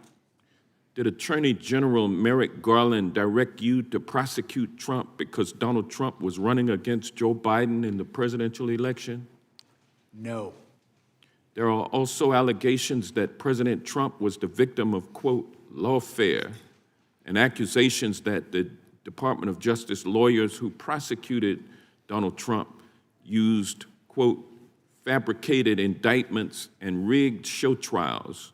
Did you, Mr. Smith, or the men and women working on your team work to fabricate indictments or put on rigged show trials? No, we secured indictments from grand juries, and we were prepared to prove our case in court beyond a reasonable doubt. Did you use your appointment as special counsel to conduct a politically motivated witch hunt, scam investigation, and prosecution of Donald Trump? I did not. We followed the facts and we followed the law. Where that led us was to an indictment of an unprecedented criminal scheme to block the peaceful transfer of power. And those indictments have been dismissed. Can they be re-brought or resurrected after Trump leaves office? They were dismissed without prejudice. So they can be refiled? And he can be prosecuted after he leaves office, is that correct? I'm not going to speak to that. I can only speak to what we did, which was dismiss the case without prejudice. All right. The website put out by the Trump White House on the anniversary of January 6th is nothing more than a pack of lies. It proves that Donald Trump is hell-bent on misusing taxpayer dollars in a feeble attempt to rewrite his criminal history and the history of what happened on January 6, 2021. And with that, I yield back, but I would like to, Mr. Chairman, offer for the record Unanimous consent? Unanimous consent, a statement from Cybersecurity and Infrastructure Security Agency released on November 12, 2020 that states the November 3rd election was the most secure in American history. Objection. And also testimony from, I would like to request unanimous consent to enter into the record the September 24th, 2020 testimony of Trump's former FBI Director Chris Wray, who told Senate Homeland Security, the Homeland Security Committee of the Senate, that the FBI had, quote, not seen or historically had any kind of coordinated national voter fraud effort in a major election. Without objection. And last but not least, Mr. Chairman, I'd like to ask unanimous consent to enter into the record this article titled "Disputing Trump, Barr Says No Widespread Election Fraud." Without objection. The gentleman yields back. The gentleman from Texas is recognized for 5 minutes. Thank you, Mr. Chairman. Mr. Smith, on November 18th, 2022, A.G. Garland appointed you as special counsel. Can you tell me about your swearing in or the oath of office that you took after that? I don't recall the specifics of it. I know I was sworn in. I don't recall the specifics of how that was done. You don't remember who swore you in? I don't. Would you agree that taking the oath of office is a legal requirement for the job that you had? I've taken oaths of office regularly. I haven't researched whether it's required or not, but I've done that, I think, in every government case. It is required. Terms I heard earlier today were atypical, irregular, no proper procedure. Yet in your opening statement, you said that we followed Justice Department policies, and I would assume you meant the law as well. It strikes me as odd that you don't remember who swore you in, how you were sworn in. It's pretty significant. We all get sworn in here, and I remember every day. You don't remember who swore you in. I don't remember the details of it as I sit here today. But you did take the oath of office before you got rolling. I think my recollection is it was when I was appointed. It was when. It strikes me as odd that Attorney General Garland had you retake the oath of office on the 14th of September of the following year. Why did he make you do that? As I sit here right now, I do not recall. I know that there is the oath of office that I signed. I believe it was on the 18th, the day that I was appointed, and I know the department had me do a second one. I don't know the particulars of why they asked me to do it again, but I know you signed it on the 20th of November 2022, but there was no witness, which, I mean, you have to agree it's a little odd. If there's no witness saying that you took the oath of office, it would maybe make someone like me question whether or not you were legitimately doing the job until you finally took the oath of office. It sounds like the Attorney General had the same question and thought, oh shit, we gotta have him sign this on the 14th day of September of the following year. So why did you take the oath of office again on the 14th of September of the following year when you say you took the office in November of 2022? Why'd you need to do it twice? My recollection is that I took the oath of office, as you said, it was the 18th or the 20th, and felt I was under the oath of office. I believe, if you have it in front of you, I think I signed an oath. You signed it, but there was no witness. There was supposed to be either notarized or a witness, and apparently Attorney General Garland thought it was significant enough to have you do another oath 11 months later. That's strange, right? I don't know why they asked me to sign it again. I don't recall ever discussing this issue with Attorney General Garland. Well, that is just wild to me. I'd like to yield the balance of my time to Mr. Jordan. Well, which one was the official one?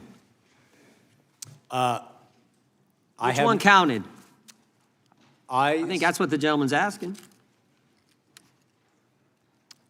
I understood myself to have taken the oath of office when I assumed the job. How much money did you, okay, how much money did you spend in the investigating President Trump? How much money did your office spend?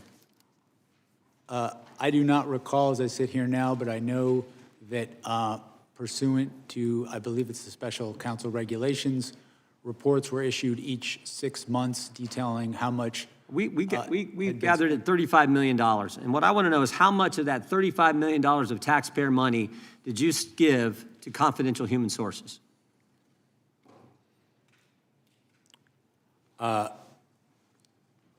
We know you gave $20,000 to someone. It just got reported last week. How much more money did you pay confidential people we don't know about, with American tax money going after the guy we elected president? My recollection regards the $20,000, which was not a payment from me. It was me approving a payment by the FBI to a confidential human source who was reviewing video and photographic Who's the source? evidence. I do not know the identity of the source. What How I know- many other payments went to this source or other sources? As I sit here, I do not know the answer to that question. My role as special counsel, I was $35 million, and you're giving money to people the country doesn't know who they are, and you're giving their hard-earned money to these folks? The main question I have, too, with this is, why'd you have to do it? You subpoenaed bank records from the RNC, phone records from members of Congress. You got subpoenas for bank records for people sitting right there in the front row. Why did you have to pay people for information when you could subpoena them and get it? Time has expired. Time has expired. You can answer the question, though. Country'd like to know why you had to do it. My recollection and understanding is the payment, the $20,000 that I approved, was for a confidential human source to assist in the review of video and photographic evidence showing people who were attacking the Capitol, attacking police officers, obstructing the proceeding, and seeing if we could prove that some of those people had come directly. That wasn't my question, but my time has expired. The gentleman from California is recognized. Mr. Smith, I want you to have the utmost confidence in what you did. You did everything right. Harry Dunn, Danny Hodges, Sergeant Cannell, Mike Fanone, they did everything right. These guys, my Republican colleagues, are a joke. They're wrong. History will harshly judge them, so I want you to lean in today. You have nothing to be ashamed of. You did everything right, sir. And I am these guys are so lucky they're not under oath, because they would have to tell you what they really think of Trump. They call him crooked. They call him cruel. They call him a scumbag. I've heard you all say it. You're lucky you're not under Trump, but when the lights go on and the cameras are on, you're tiny, you're small, you shrink. Everyone remembers Matt Gaetz coming over here after a committee hearing. He would laugh at how stupid he thought Trump was. This is all a show. And Mr. Smith, you're just the latest act that they've brought in. But they can't erase what happened on January 6th because we saw it with our own eyes. Mr. Smith, after the mainstream media called the race for Biden about a week after the election, did Donald Trump concede the election? He did not. The next month, the Electoral College met in every state and voted Biden as the winner. Did Donald Trump concede then? He did not. Shortly after that, the last court case that Donald Trump brought was thrown out. Did he concede then? No. Is it your judgment then that only Donald Trump could have convened the mob in the size that it was assembled on January 6th? Our assessment of the evidence is that he is the person most responsible for what happened on January 6th. He caused what happened. It was foreseeable to him. And then when it happened, he tried to exploit it in furtherance of the conspiracy. And you actually obtained indictments from a grand jury, right? You went to a grand jury and did something that the Trump administration has not been able to do as they go after their enemies. Their cases are being thrown out. You obtained criminal indictments against the president. Is that right? That's correct. Mr. Smith, do you know who Edward Loya is? I'm sorry? Edward Loya, L-O-Y-A? I believe Mr. Loya worked at the Public Integrity Section when I was there. Did you know that he said of you, when it comes to investigating allegations of sophisticated federal criminal matters, Jack Smith is the gold standard? Do you know who Mr. James McGovern is? Yes, he was a prosecutor I worked with in New York. Did you know that he said of you, I have no idea what Mr. Smith's political beliefs are because he's completely apolitical? So are you a registered independent? I have no partisan loyalties. I don't know if I'm registered as independent or not registered at all. Are you glad you accepted Attorney General Garland's request to be a special prosecutor, even though you've been dragged over political barbed wire and your family has been subjected to death threats? I don't regret it. Do you remember where you were on September 11th? I do. What did you think of that day? I was in Brooklyn when that happened. I was at the command center that night. I worked on that investigation. I remember pretty clearly. Do you remember where you were on January 6th? On January 6th, I was living in Europe working for the State Department seconded to a war crimes tribunal. What did you think as you watched on television what happened at the Capitol that day? To be honest with you, I don't recall if I saw it that day or a later day because of the time period. What did you think when you saw it? I was shocked. I was shocked by it. I obviously, being in Europe and not following things as closely, I was not, frankly, up to speed on the events leading up to it. What shocked you about it? I just never seen anything like that happen in our country. Mr. Smith, I don't know if I'll ever have the honor to talk to you again. If I don't, please know that I and my colleagues on the Democratic side, and even my Republican colleagues when they speak privately, have nothing but respect and appreciation for what you tried to do and how you did it. You, unlike many here, are a man of honor. And I yield back. Gentleman yields back. The gentleman from Alabama is recognized. Thank you, Mr. Chairman. Ms. Smith, you appear before this committee today not as a neutral observer of the law, but at one point you were one of the most powerful prosecutors in the federal system, armed with enormous discretion, minimal oversight, and a mandate that goes to the very heart of our constitutional order.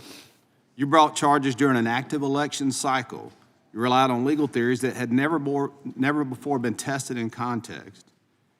And you did so while disregarding long-standing Department of Justice policies designed to prevent prosecutors from influencing elections. Mr. Smith, you claimed in your investigation you developed proof beyond a reasonable doubt that President Trump engaged in criminal scheme to overturn the results in the 2020 election and to prevent lawful transfer of power. However, a few weeks ago in Georgia, Fulton County election board officials stated that 315,000 ballots were certified without required signatures on the tabulator tapes for poll workers. These signatures were required by the Georgia statute. If not counted, this could have turned the state of Georgia red, and I won't doubt there were similar schemes in many other states.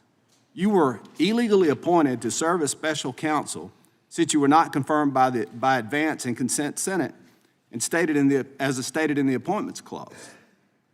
You also issued an indictment against then-President Biden's most formidable political opponent. The candidate was President Trump, and you issued a gag order for President Trump during a 2024 election cycle. This was a major violation of President Trump's First Amendment rights and a poor attempt to outright censor the leading political candidate. These actions were nothing short of election interference.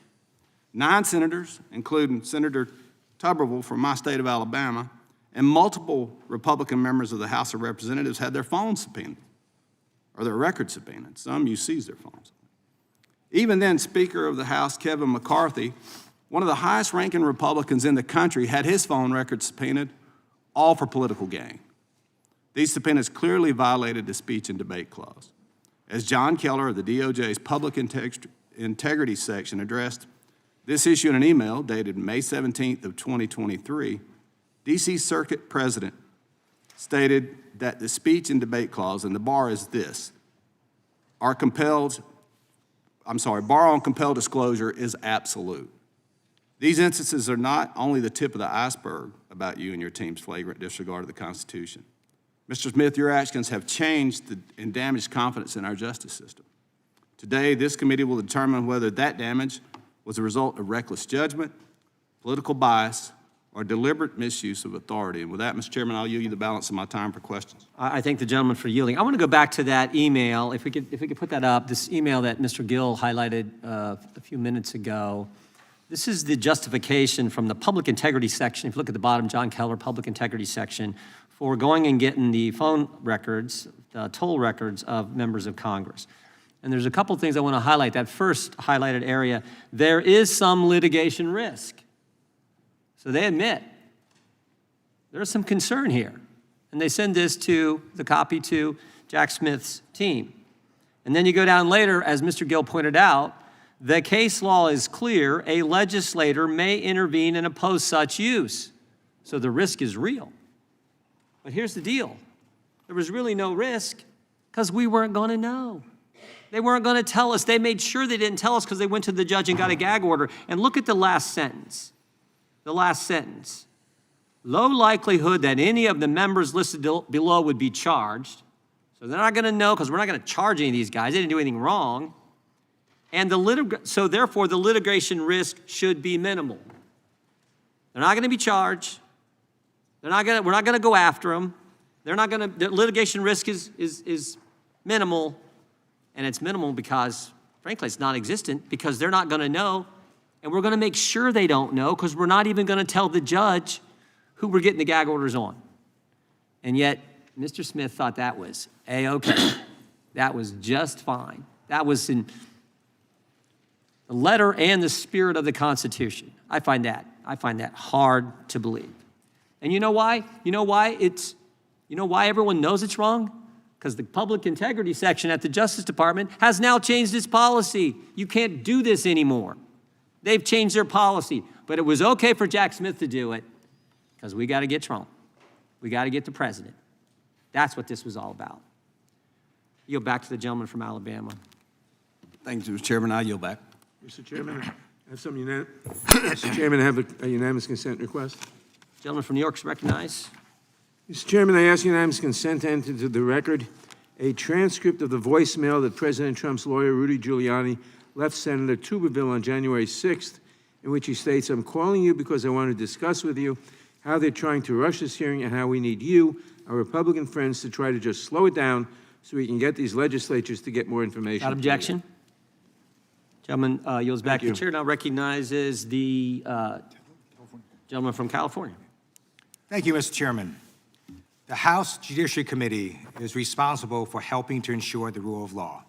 Unfortunately, the chairman of this committee ignored a bipartisan congressional subpoena directed at him. His actions have made it harder for this committee and other congressional committees to get witnesses and testimony and damage the rule of law. Now, before I ask questions of Mr. Smith, I just want to make a simple observation. How scared are Republicans of talking about the Epstein files? They're so scared that they literally are calling Jack Smith the distinguished federal prosecutor who secured multiple indictments against Donald Trump with multiple felony counts.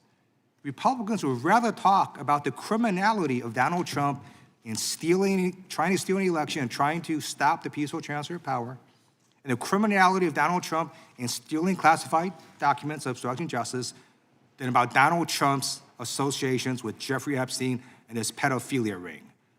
I demand this committee, this chairman, and Republicans to call an immediate hearing asking why the Department of Justice is refusing to release 99% of the Epstein files and why the DOJ is violating law right now. I have questions, Mr. Smith, for you, and thank you for being here today. My questions center on interactions or lack of interactions between the Biden administration and yourself. Did President Biden or anyone in the Biden White House ever direct you to seek retribution against anyone perceived to be Biden's political opponent? No. Did the Biden administration or President Biden or anyone in the White House ever write a social media post directing you to seek retribution against any particular individual? No. Did President Biden or anyone else in the Biden White House ever direct you to take any prosecutorial step whatsoever? No. Okay. Donald Trump made it clear he wanted to seek retribution against New York Attorney General Tish James. Trump relentlessly attacked her, saying, quote, she should be prosecuted and, quote, arrested and punished because she dared to hold Trump accountable for Trump's fraud in New York. Trump weaponized the Department of Justice, and the Trump DOJ opened a sham investigation into her alleged mortgage fraud. We know it's a sham investigation because they couldn't even get twice grand juries to secure indictments against her. When interim U.S. Attorney Eric Siebert, who Donald Trump himself appointed, spent 5 months investigating Tish James, He concluded there was not enough evidence to go forward. And what did Trump do? He fired his own U.S. attorney. Mr. Smith, did President Biden or anyone else in the Biden White House ever tell you that Donald Trump should be, quote, arrested and punished? No. Did President Biden or anyone else in the Biden White House ever threaten to fire you based on any action you took or did not take? No. Donald Trump also directed the Trump DOJ to open investigations into his own appointees who refused to do his bidding. His DOJ recently investigated Federal Reserve Chair Jerome Powell because Powell won't cede to Trump's bullying on interest rates. Did President Biden or anyone else in the Biden White House ever direct you to go after any Biden appointee? No. Okay. I just want to say a little bit about what the Republicans have brought up about these phone toll records. Do you believe the Speaker of the House is above the law? No, I don't believe anybody should be above the law. Right. And U.S. senators are not above the law, correct? No. Yeah. And members of Congress are not above the law, right? No. Yeah, that's right, because we're not. And what Republicans are trying to argue is somehow, if you're doing an investigation, you can't do stuff to senators or members of Congress. Get out of here. We're just under a law like everybody else. And by the way, the speech and debate clause only applies to legislative acts, communications with legislative acts. Stealing a frickin' election and trying to do so is not a legislative act. It is a crime. So I don't even know what the heck they're talking about. And this is so stupid. I'm a former prosecutor.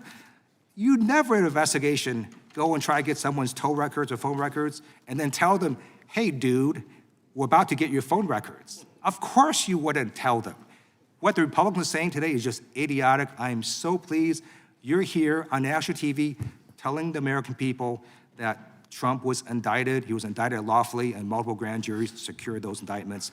Thank you for your service, and history will look upon you well. I yield back. Gentlelady from Florida is recognized for 5 minutes. Mr. Smith, you have a long tenure at the Department of Justice. Would you agree with the statement that DOJ charging policies require prosecutors to bring charges only where the admissible evidence is expected to be sufficient to obtain and sustain a conviction? Is that right?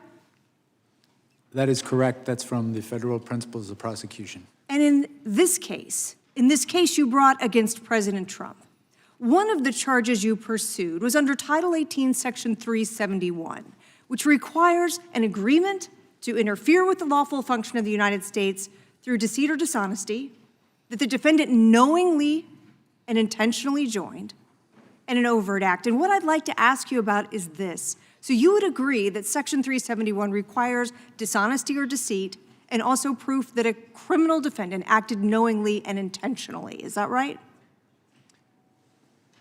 I believe that's correct. It requires knowing deceit targeted a lawful government function. So you would then also agree, would you not, that opinion, disagreement, or even mistake is insufficient to satisfy the burden of criminal intent set forth in that statute?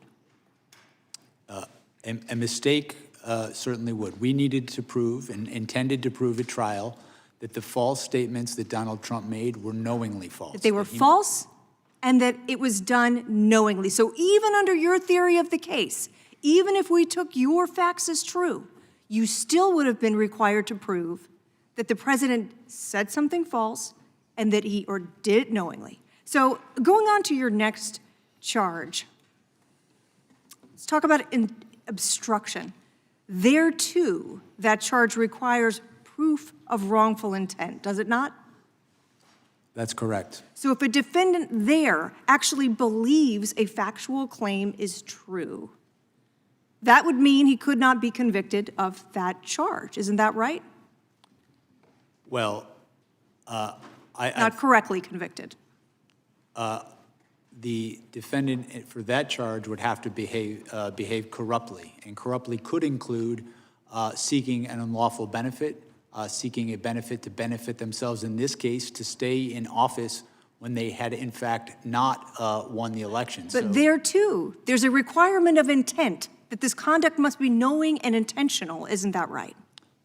There is an intent requirement, yes. And corrupt didn't you intent. also acknowledge in your deposition that the president was receiving information from multiple advisors?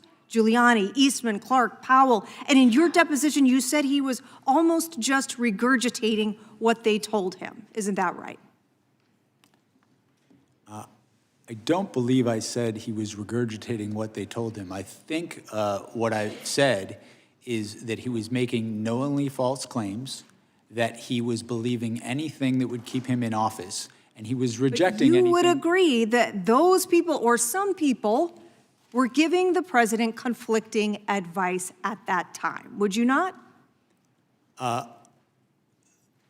You are correct in that his original campaign staff told him he had lost. He fired them and brought in people who would... But criminal liability, under the statutes you used in your indictment, requires proving intent, not simply the undermining of democratic norms or expressing an opinion with which you do not agree. So is it not correct, sir, that here you charged 2 intent-based crimes without any direct proof whatsoever that the conduct charged was knowing, intentional, or that you were going to have an adequate basis to sustain a conviction at trial? I felt we had proof beyond a reasonable doubt. I felt that that proof included direct testimony from a number of witnesses to prove the knowing falsity of his claims. Despite the fact that in your own deposition you acknowledge the existence of conflicting advice. If this defendant were anyone other than Donald J. Trump, Mr. Smith, I find it hard to believe that we would be sitting here today having a hearing about an indictment that was returned knowing that the elements of the offenses could not be demonstrated. Now, let's talk about this. I assume you're also familiar with the Department of Justice policy that prohibits prosecutors from selecting the timing of investigative or prosecutorial actions for the purpose of affecting any election. Yes, I am. That's the election year sensitivities policy, and we followed it in all respects. The public integrity section who administers that policy concurred that we followed it in all respects. Mr. Chairman, my time has expired. The gentlelady yields back. The chair recognizes the ranking member for UC. Thank you kindly, Mr. Chairman. This is from John Dowd. I was Donald Trump's lawyer. Jack Smith should be celebrated, not vilified. December 16th, 2025, last month.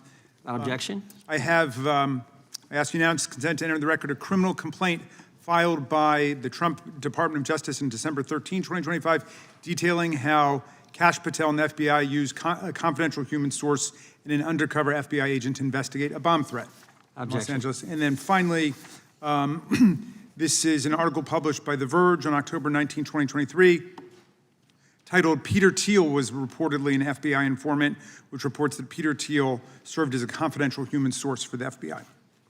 Without objection, the gentleman from Arizona is recognized for unanimous consent. Thank you, Mr. Chairman. First one is from MSN.com. Biden's FBI paid anti-Trump sedition hunters as informants in J6 Arctic frost probes. Without objection.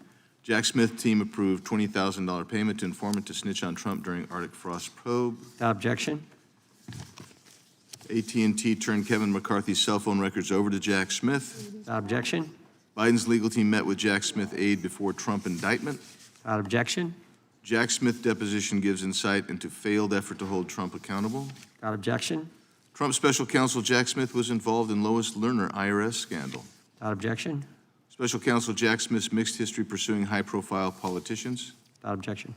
And FBI resisted opening probe into Trump's role on January 6th. Without objection, the gentleman from North Carolina is recognized for 5 minutes. Thank you, Mr. Chairman. Oh, I think it's our turn. Do you yield your time? lost track after all those unanimous consent requests. Gentlelady from Washington is recognized, and then the gentleman from North Carolina. Thank you, Mr. Chairman. Mr. Smith, thank you for coming here today. Your willingness to speak directly to us and to the American people about your investigation is professional, it's courageous, and it's patriotic.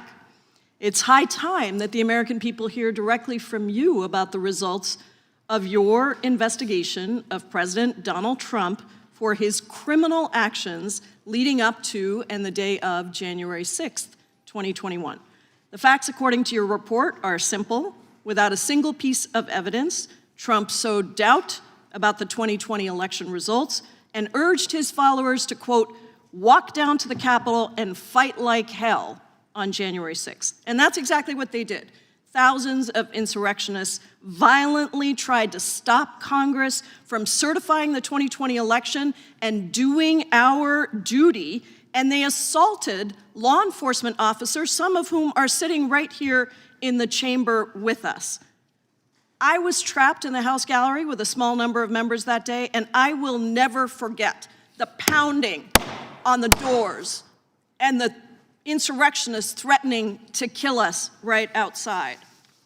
My Republican colleagues keep trying to rewrite history. They claim that somehow Trump's words and actions did not legally rise to the level of criminal activity, that he did not directly cause violence at the Capitol. And so I want to set that record straight with you right now. First of all, you successfully secured indictments against Donald Trump in two major federal cases: election interference in the 2020 election and mishandling of classified documents after leaving office. Is that correct?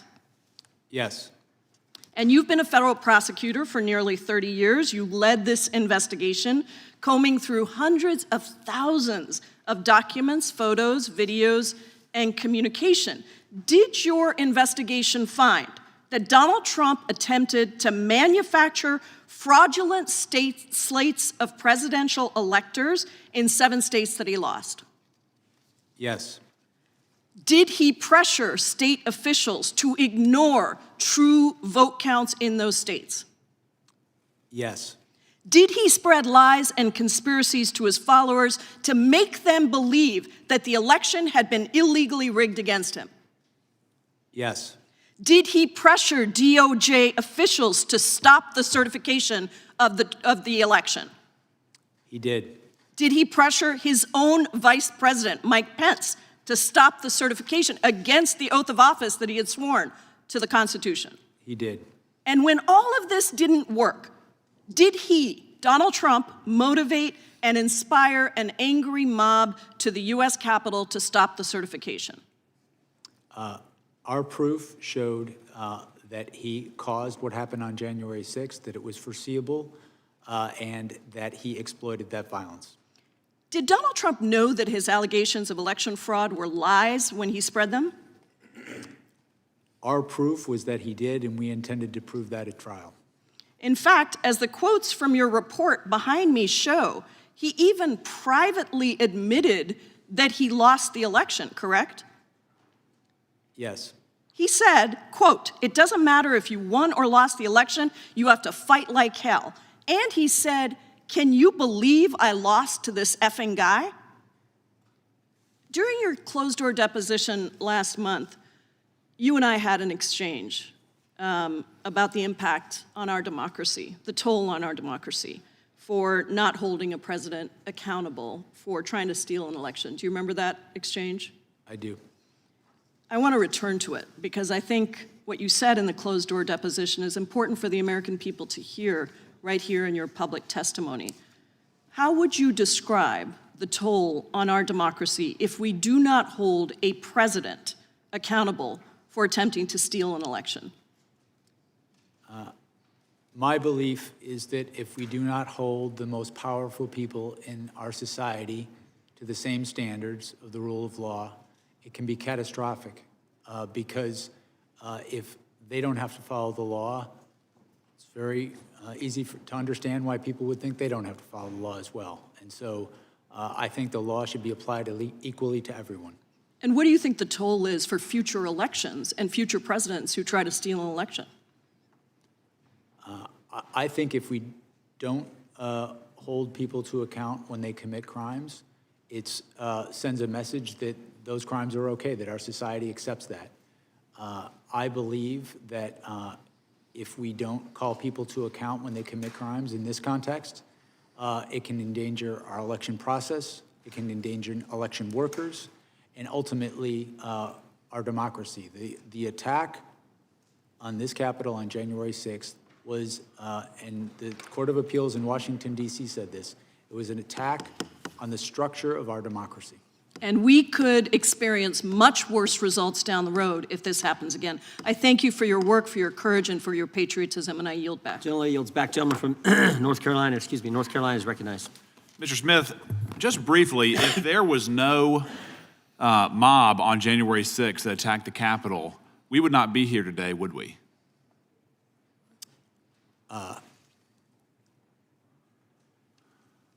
I can't speak to hypotheticals. The case I investigated involved a mob of supporters of Donald Trump's supporters. Sure, I understand that. I understand that. But had there not been a mob that rushed the Capitol, if they had just stayed in the original speech, if they had obeyed the instruction, go peacefully and patriotically and make your voices heard, we would not be here. Isn't that correct? Well, in that case, Donald Trump wouldn't have done many of the things. I'm just asking. If they had gone peacefully and patriotically, we would not have had a special prosecutor. President Trump would not have been indicted. There would not have been, quote, the attack on the foundations of our democracy, correct? That's a hypothetical, and I think it's a counterfactual hypothetical. Well, in second point, in regards to what we just heard from my colleague from Washington, I think it's noteworthy that the vice president, despite the enormous toll that he has taken in these events, was against charging the president criminally in this case. But in regards to my own experience, Mr. Smith, I've charged many conspiracies. There's obviously a lot of benefit to that charge. It's a useful tool for fact-finding, scrutinizing evidence, figuring out exactly what happened, trying to form charges, trying to prove charges, trying to solidify the evidence. And in your case, sir, you've detailed, number one, the unprecedented criminal scheme, your words, not mine. In the press conference, you said there was an unprecedented assault on the seat of American democracy. Do you remember saying that? I believe so, yes. And in regards to your investigative authority, it was quite broad. We've already established that you had millions of dollars at your disposal. You had teams of lawyers.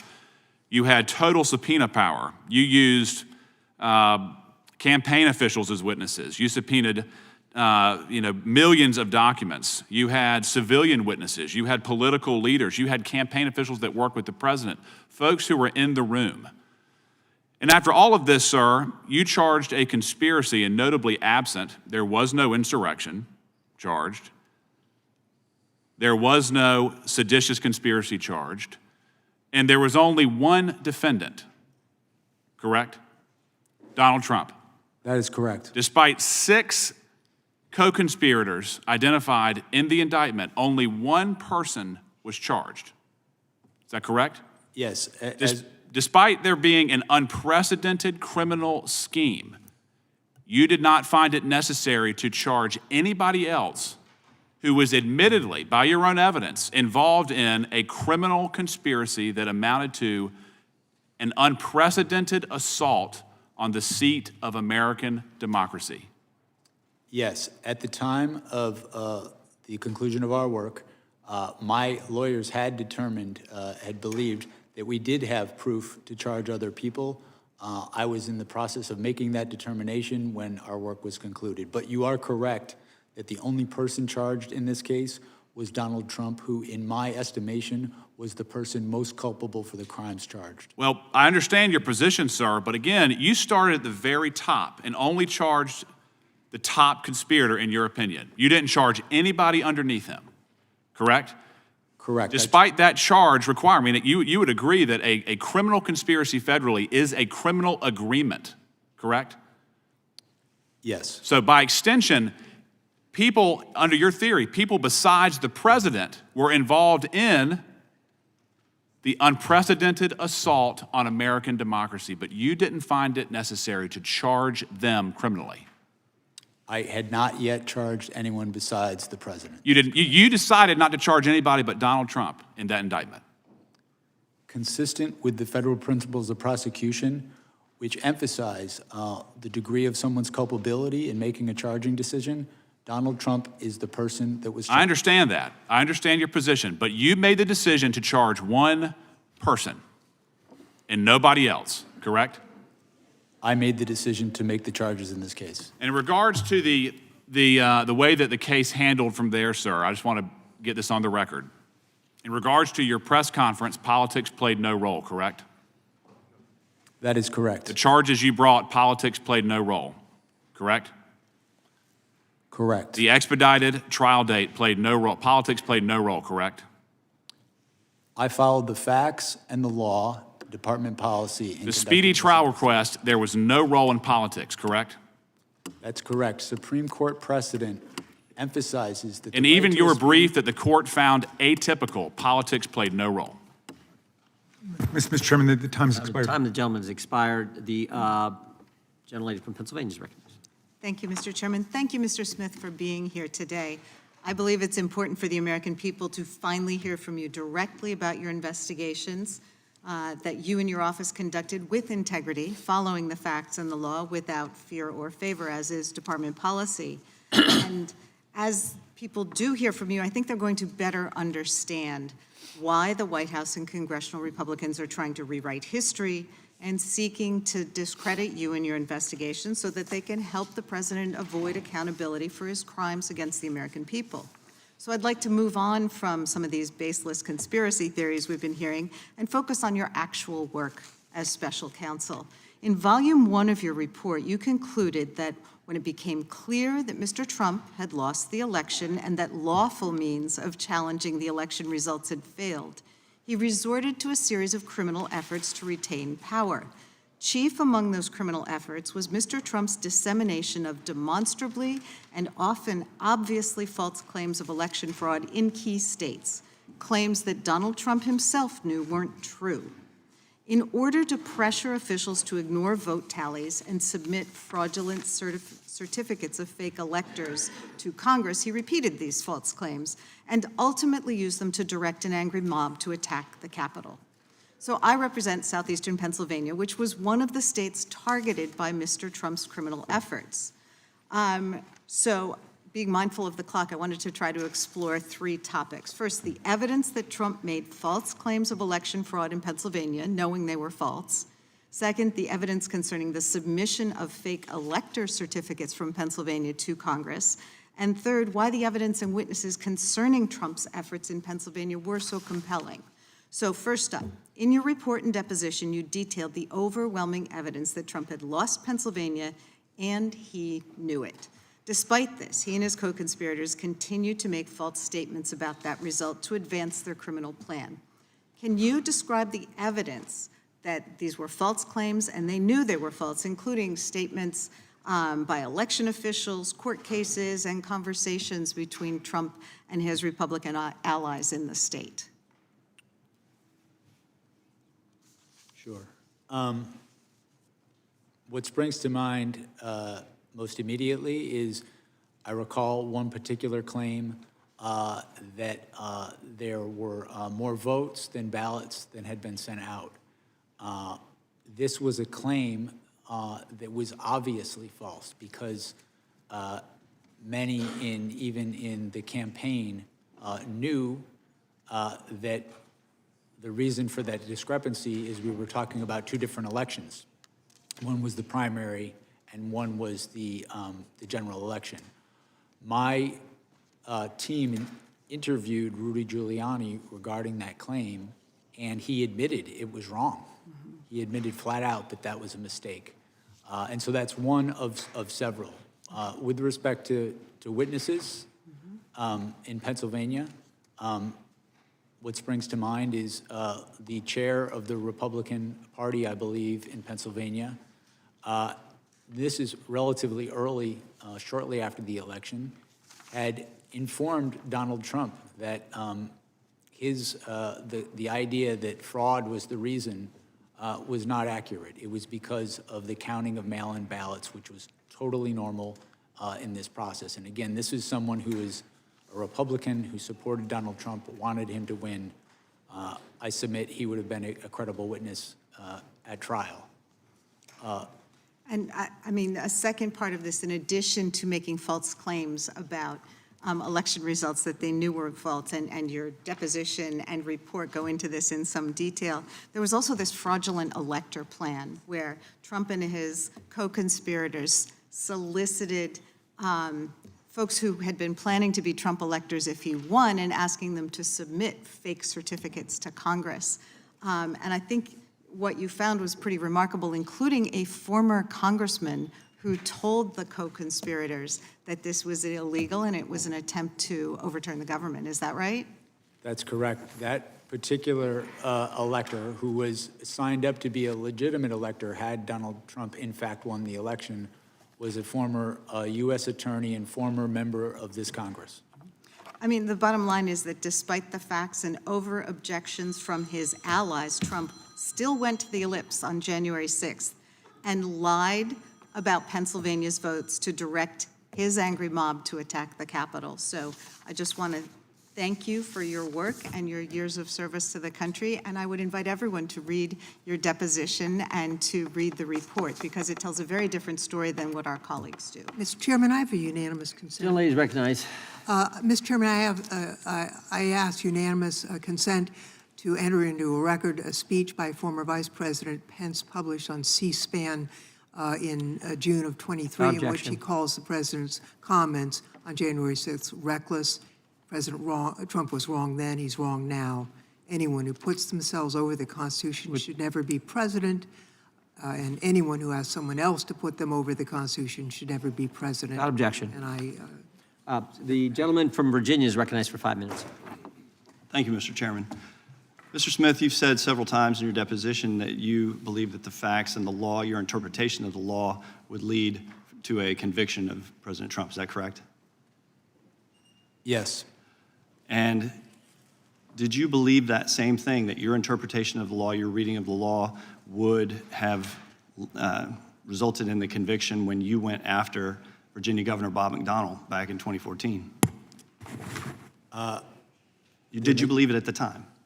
I did believe, and ultimately you got a conviction in lower court, but that was overturned by the Supreme Court, correct? yes, the Supreme Court changed the law on what constituted an official act, and Actually, as a that's result, incorrect. that conviction was overturned. That's incorrect. They applied the law, and they said in their ruling, our concern is not with tawdry tales of Ferraris, Rolexes, and ball gowns. It's instead with the broader legal implications of the government's boundless interpretation of the federal bribery statute. A more limited interpretation of the term official act leaves ample room for prosecuting corruption while comporting with the text of the statute and the precedent of this court. They accused you of using a boundless interpretation of the federal bribery statutes. Now, did you believe when you went after John Edwards that your interpretation of the facts and the law were correct and that you would convict John Edwards of corruption? Yes. But in fact, that case resulted in a jury deadlock on 5 charges and acquittal on another charge. Is that correct?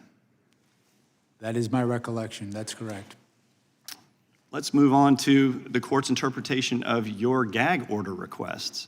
Mr. Smith, America was founded on the principle that the government doesn't silence political speech, in particular speech before it happens. You sought a prior restraint against President Trump without a single violation of pretrial release. In fact, there was no real-world harm that you could articulate justified giving the federal government the power to silence him as a presidential candidate, was there? The court granted those motions and found that the prosecutor did not have to wait until someone was harmed to make such a motion.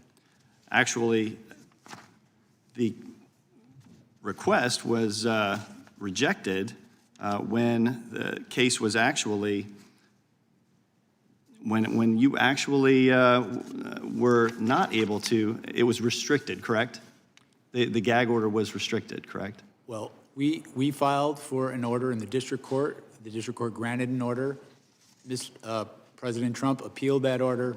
The Court of Appeals absolutely agreed that there was a basis and that the threats to witnesses that came from the targeting by Donald Trump were real and that we had a duty to protect them. You are correct in that the Court of Appeals narrowed the order, so the order covered witnesses, court staff, the judge, and my staff. The difference was that it didn't cover me anymore, which I was fine with. Did you have any evidence that President Trump's statements about the cases against him intimidated witnesses or prevented them from coming forward? I had evidence that he said, if you come after me, I'm coming after you. He suggested a witness should be put to death. The courts found that those sort of statements not only deter witnesses who've come forward, they deter witnesses who have yet to come forward. But you weren't able to identify a single witness who didn't come forward because they were intimidated by President Trump. We had extremely thorough evidence that his statements were having an effect on the proceedings that is not permitted in any court of law in the United States. Don't you think it's a pretty low bar to clear if you're trying to silence a candidate for president? I mean, if you can't identify a single witness who's intimidated, that maybe you should reconsider the gag order? Both courts upheld the orders, and it is not incumbent on a prosecutor to wait until someone gets killed before they move for an order to protect the proceedings. Did anyone on your team raise concerns that this expansive gag order you were seeking would infringe on President Trump's First Amendment rights? My recollection is that we, of course, discussed First Amendment issues regarding this application because I and my staff respect the First Amendment, but the First Amendment does not allow one to make statements that interfere with the administration of justice in a judicial proceeding. My interpretation was supported and agreed upon by the district court and the Court of Appeals in terms of the phenomena of the statements being made, targeting individuals, causing threats to happen to them. I would also add, sir, that in the days after Donald Trump made some of these statements, the district court, in this case, received vile threats to the district court's life. In that environment, I felt a duty as a prosecutor to make that motion, and I make no apologies. And the court stayed that motion on August 3rd, 2024. I yield back. Gentleman yields back. I should have mentioned this a little bit earlier. Mr. Smith, if ever you need a break, if you need a restroom break, you or your counsel can just let us know. I think it's now the gentleman from Colorado gets 5 minutes. Mr. Smith, Can they? Yeah. Can we take a short break? 5-10 minute recess, then we'll be right back at it.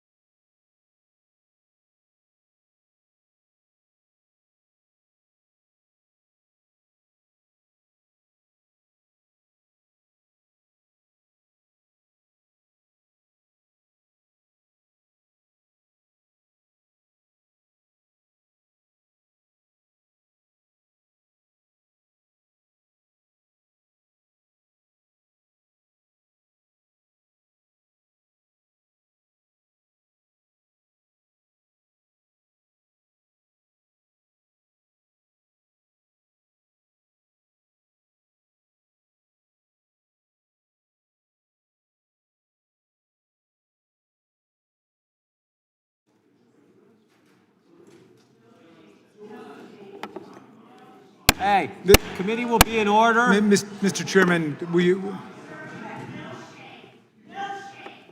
Committee will be in order. Would the members of the audience will please sit down or remove themselves from the committee room.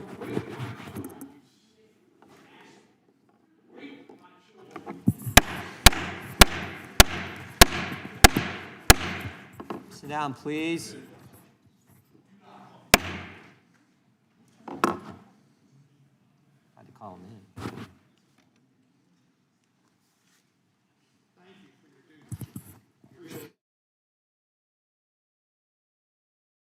Thank you, Officer Fanone. Mr. Chairman, please control the deranged observer, Mr. Rakeland, so he doesn't create any other problems with us today.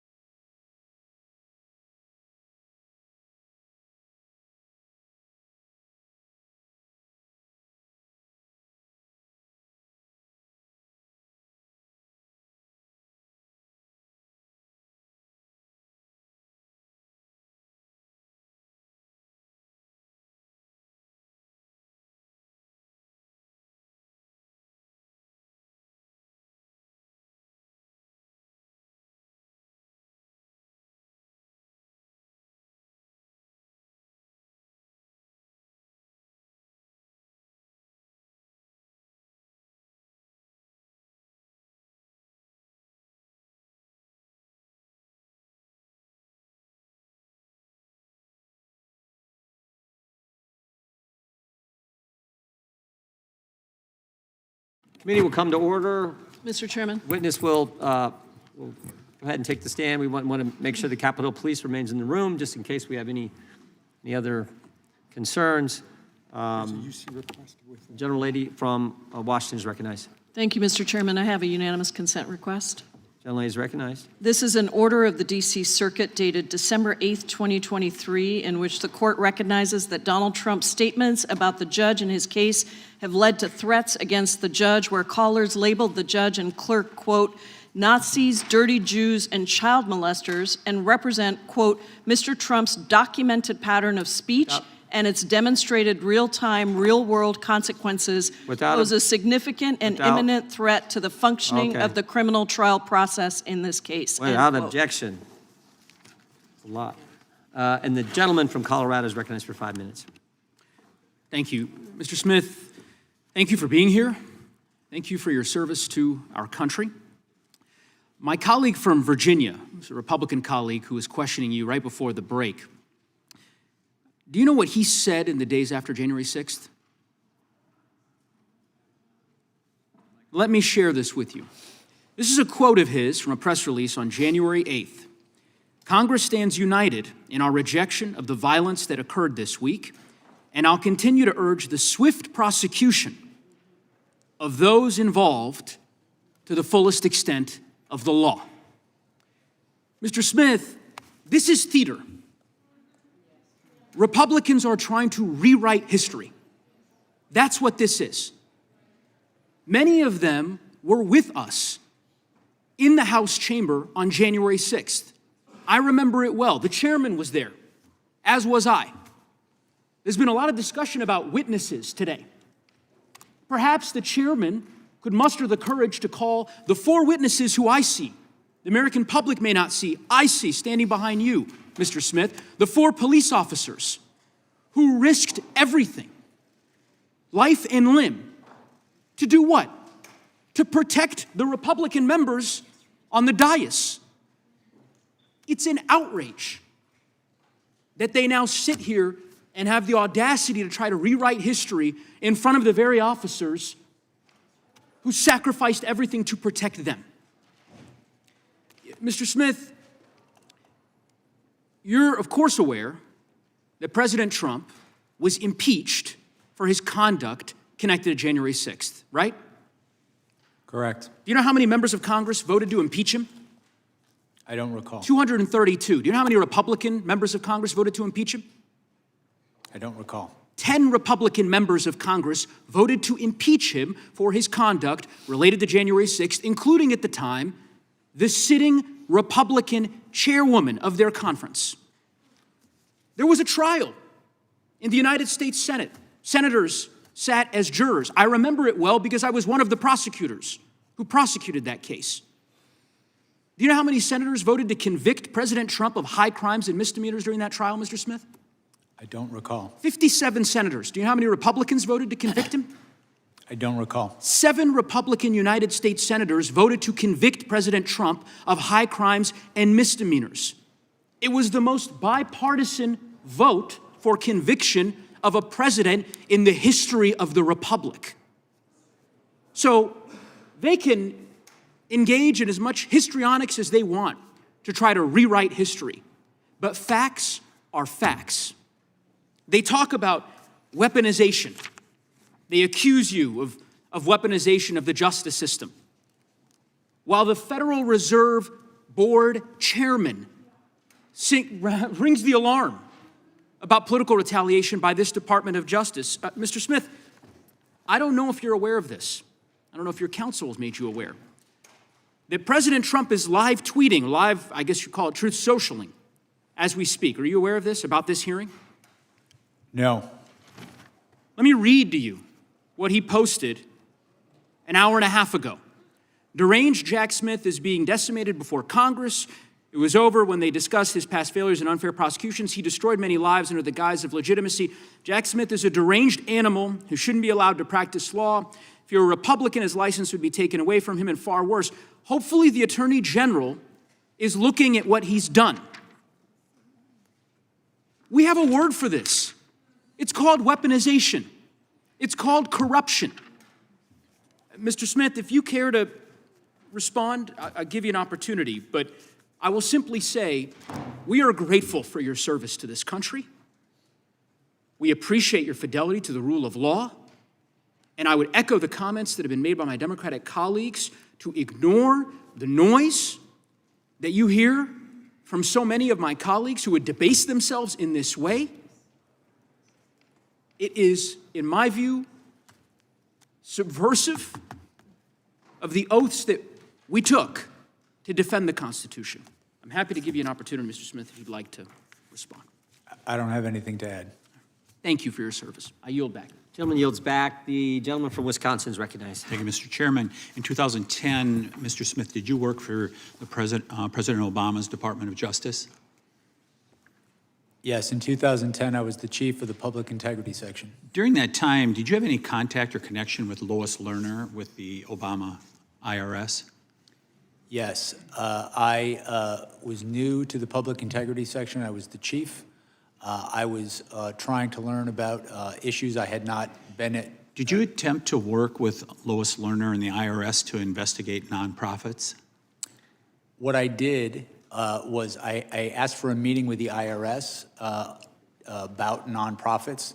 So the simple answer is yes. Well, correct. I didn't ask to work with Ms. Lerner. They sent Ms. Lerner. That's the person who came to this meeting. I met her once. And they went after Second Amendment groups, correct? If you remember correctly, that's what was the offshoot of it, that Second Amendment groups that tried to gain nonprofit status, they were slow-rolled through the IRS. Do you recall that? Separate from this, there was an investigation of that that I was a part of in public integrity. Did you prosecuted Virginia Governor Bob McDonnell? This was asked earlier. You prosecuted him, correct? I was part of the prosecution, yes. And that ended up with that decision ended up being unanimously overturned by the Supreme Court, correct? That is correct, sir. Yeah, including Justice Ginsburg joined in on that opinion, correct? I believe that's correct. Yeah. You also prosecuted John Edwards and Bob Menendez, and those both ended in mistrials, is that right? The John Edwards case did. The Menendez case, I had left the public integrity section by the time that case was tried. I wasn't. So, Mr. Chairman, what we heard from the other side here is that this gentleman is the gold standard for prosecution here in the United States. So think about it. We had a witch hunt done by the IRS going after Second Amendment groups, unanimously overturned by the Supreme Court, prosecuted two prominent political figures, and they ended up as mistrials. That's the gold standard here in America? I would just say this, Mr. Chairman. If Mr. Smith ever works for the Department of Justice again, I would recommend a remedial course on the First Amendment to the Constitution. Before I yield the rest of my time, Mr. Smith, I just have one other question. Is there any historical precedent for an alternate slate of electors to be sent to Congress? Has that ever happened before? That had happened, not anything similar to this situation, but you're correct, it was in Hawaii. I think it was Hawaii in, I want to say the 1960 election. So it has happened before that there was an alternate slate of electors that was sent to Congress, which does the electoral count, correct? There was a prior time that an electoral slate was sent where there was litigation and recounts going on. Actually, there's twice that it happened, Mr. Chairman. It happened in 1876 and 1960 that these alternate electors happened. I'd like to ask unanimous consent to introduce the 1960 Hawaii case. Objection. Here. With that, I yield to the chairman. I appreciate the gentleman yielding. The gentleman from Colorado talked about noise from this side. It's not noise, it's facts. The fact is, you approved a $20,000 payment to a confidential human source. And I think you said earlier, the reason this individual or entity or person was paid was to review photo and video evidence. Why'd they have to be confidential? Why didn't you just contract with them?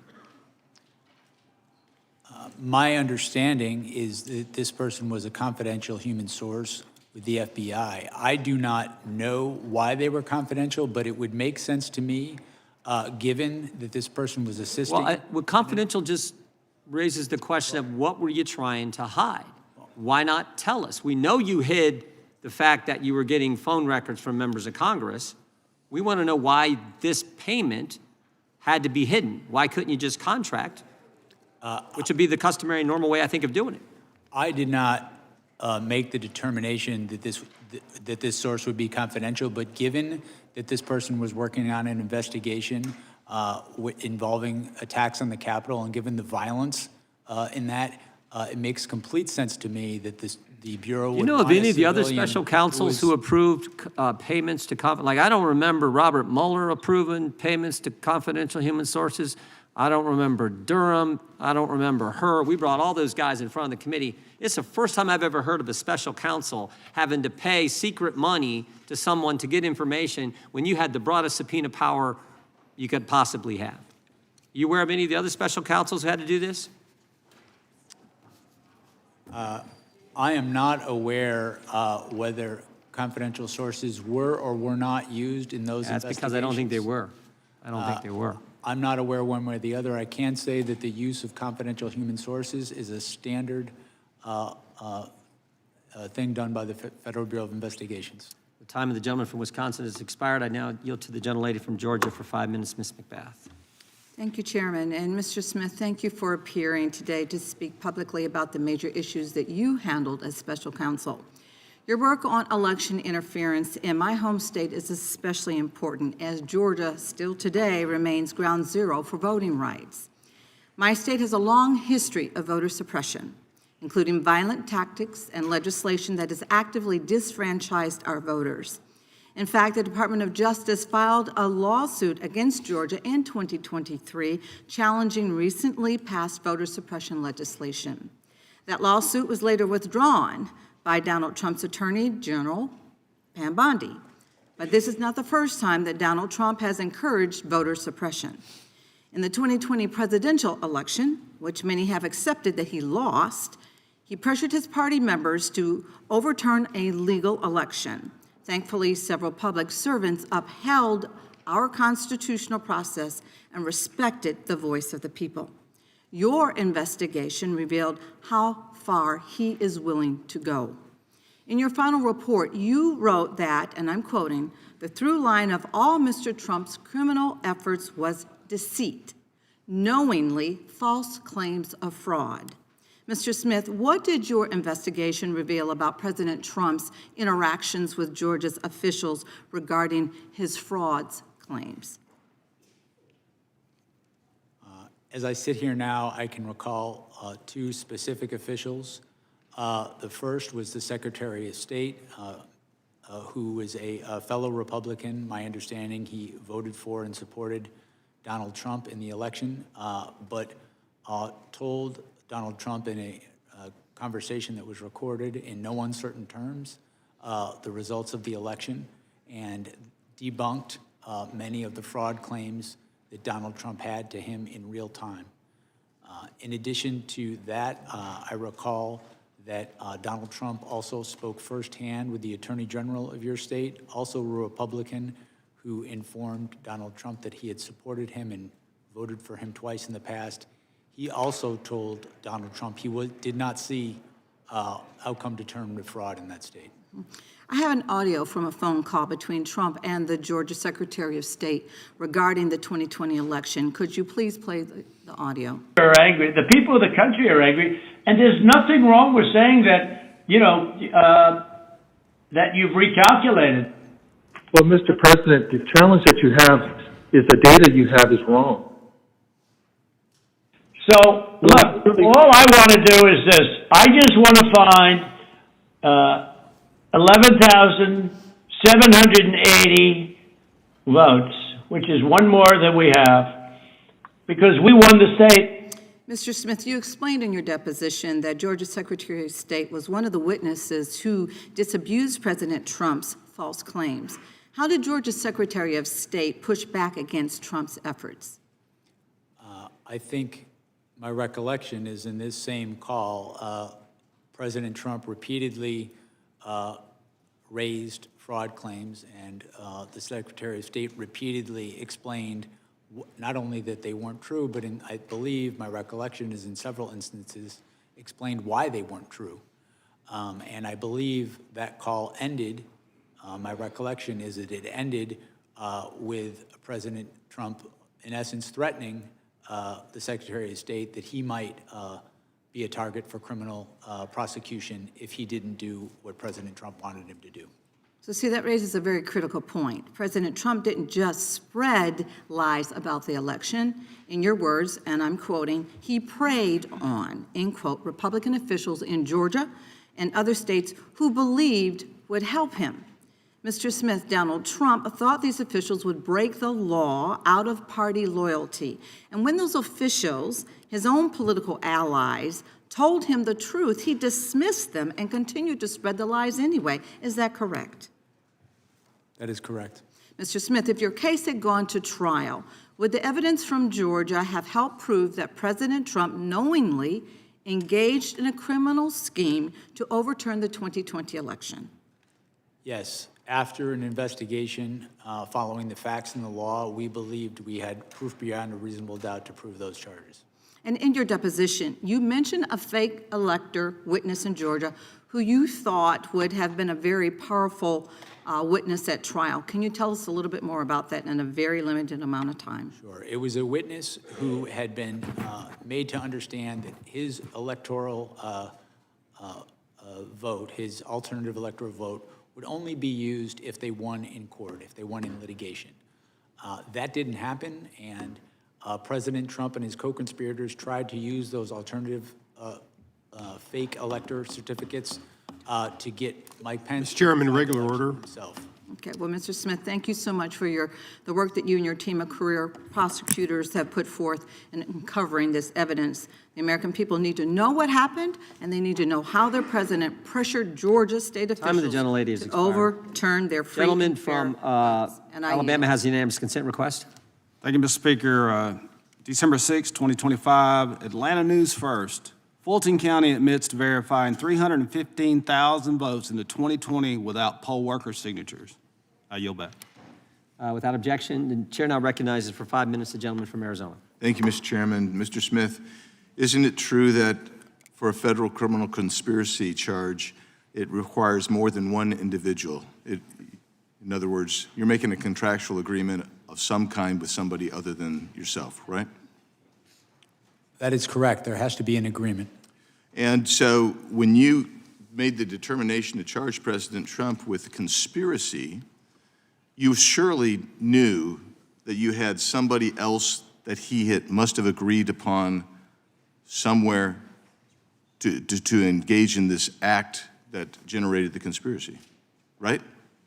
That's correct. We alleged specific individuals in the indictment as co-conspirators. And so you knew who you were going to do who you were going to charge when you pursued the indictment. You knew who the agreeing parties were, but you chose to list them as co-conspirators, but you didn't indict them. How often have you done that in the past?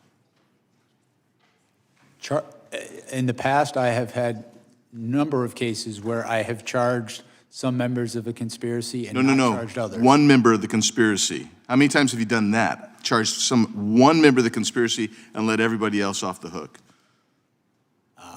I'm sure that's happened. That is not an You don't remember doing that? That is not an uncommon thing to do in an investigation, in my view.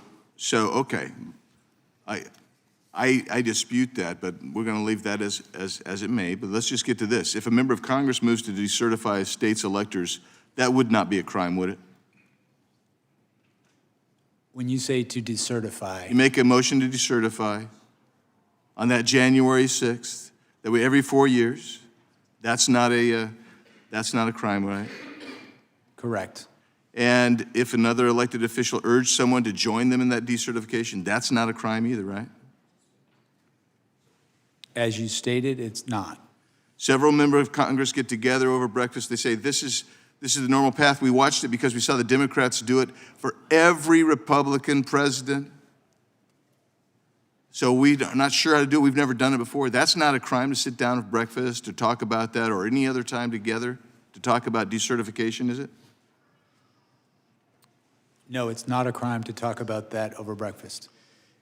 In your deposition, you talked about, you made the argument that an elected official who's been deemed to have lost could not knowingly make false statements about election fraud to target a lawful government operation. Isn't that true? That's what you said in your deposition, page 27. I believe it's a lawful government function. Yeah, I'm sorry, yeah, lawful government function, that's what you said. You remember saying that? I said lawful government function. Could you read back what you said again? I'm sorry. Yeah. An elected official who's been deemed to have lost could not knowingly make false statements about election fraud to target a lawful government function. You said that would be illegal. Remember that page? Do you want me to actually read this back? Surely you remember that position. That's your I'm position. not denying it, and I apologize. I'm just trying to listen to you closely. Okay, let's just go right from this. You said there's, as we said in the indictment, he was free to say that he thought he won the election, right? That is correct. He was even free to say falsely that he won the election, correct? That's correct. What you said is he was not free to do was violate federal law and use knowingly false statements about election fraud to target a lawful government function. That is correct. Yeah, and for you, that lawful government function is the certification process, I suppose, on January 6th. Well, it's a slightly broader than that. It's the collecting, counting, and certifying of the votes. Our view of the evidence is that begins from the point of time that the electors are certified through the counting of the votes. So that would be. So the entire certification process from the state to the feds. My recollection, as it's pled in the indictment, as I sit here, I don't have it in front of me, but I believe it's from December 14th. I think that was the day through the voting. Okay, so you can't recall, but for you, it's from the certification moving forward to the actual ratification of the certification process on inaugural day. My recollection, that's what we pled in the indictment, yes. Okay, so you've managed to filibuster us right out of this thing, but your beef was, you said that President Trump engendered a level of distrust. You said he made false statements to state legislators, to his supporters of all sorts, and somehow you discerned that his supporters were angry and that was somehow related to a criminal offense. I find that absolutely weak. I think it's misdirected, and Time of the gentleman's expired. Gentleman yields back. Mr. Chair, I ask unanimous consent to enter into the record. Axios dated August 2nd, 2023. Barr says Trump's First Amendment argument in January 6th case is not valid. Objection? Did you have one? Oh, okay. Gentlelady from North Carolina is recognized. Thank you, Mr. Chairman. Mr. Smith, many of us were here on January 6th and directly experienced what happened. Yet some of my colleagues across the aisle still insist that Trump had no role in the violence. In videos of the raging battle against our brave Capitol Police officers, many rioters were screaming things like, "We were invited here by the president." Mr. Smith, did your investigation uncover evidence that some of the rioters had gone to the Capitol because they really believed the president had invited them there? There were, I believe there's video of rioters saying, in fact, that, as we pled in the indictment, the knowing lies that Donald Trump put out in the weeks leading up to that led to a level of distrust, and he ultimately knew that the crowd at the Capitol, or at the Ellipse, I should say, was angry before he told them to march toward the Capitol. And we've seen report after report of rioters who have said that if Donald Trump had not convinced them that the election had been stolen, they might not have even come to Washington.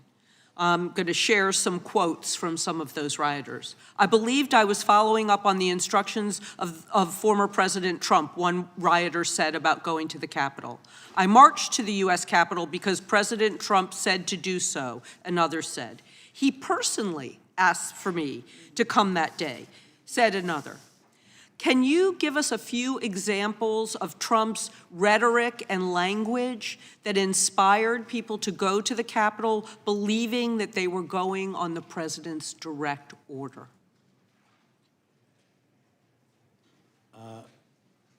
One instance I can recall is during the speech he gave to his supporters, and in context, his supporters, he told them to come to Washington, D.C. and be wild. He was on notice that they were angry, and he told that crowd, "We can't let this happen." And he told them that, my recollection is multiple times, at a time when there was nothing that could be done to stop the outcome of the election but to obstruct it.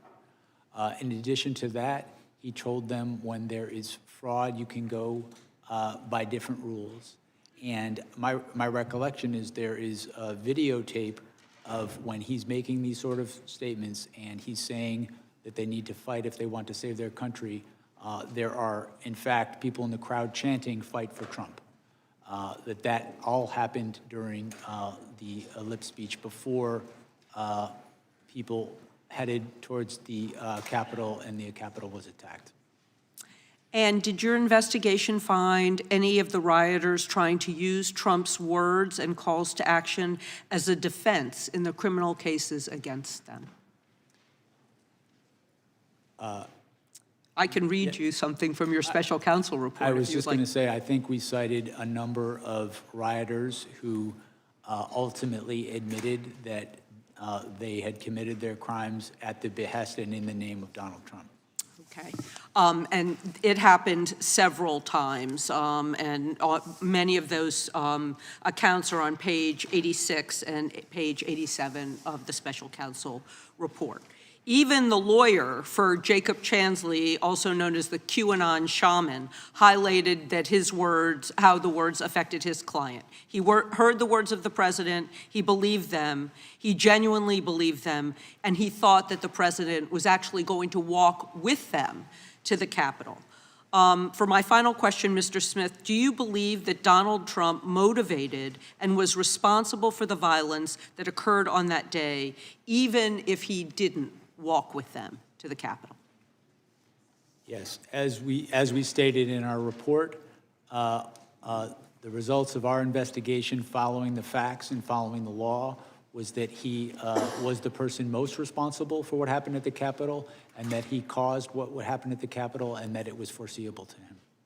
Thank you. Mr. Chairman, I have two UCs. Gentlemen, can state her unanimous consent request. I asked unanimous consent to enter into the record a tweet from Representative Biggs on January 7th, 2021, in which he said, quote, "Yesterday, criminal rioters hijacked a joint session of Congress." Objection. Without objection. And the second one is a unanimous consent to enter into the record an interview from March 2024 on the Capitol Hill show, in which you called on those who attacked the Capitol on January 6th to be, quote, held accountable because, quote, that's the way our system does work and should work. Without objection. Thank you very much. Thank you I very recognize much. the gentleman from Texas. Thank the chairman. Mr. Smith, how many members of Congress or the Senate did you subpoena phone toll records? As I sit here right now, I do not recall a specific number. Is this the complete list right here?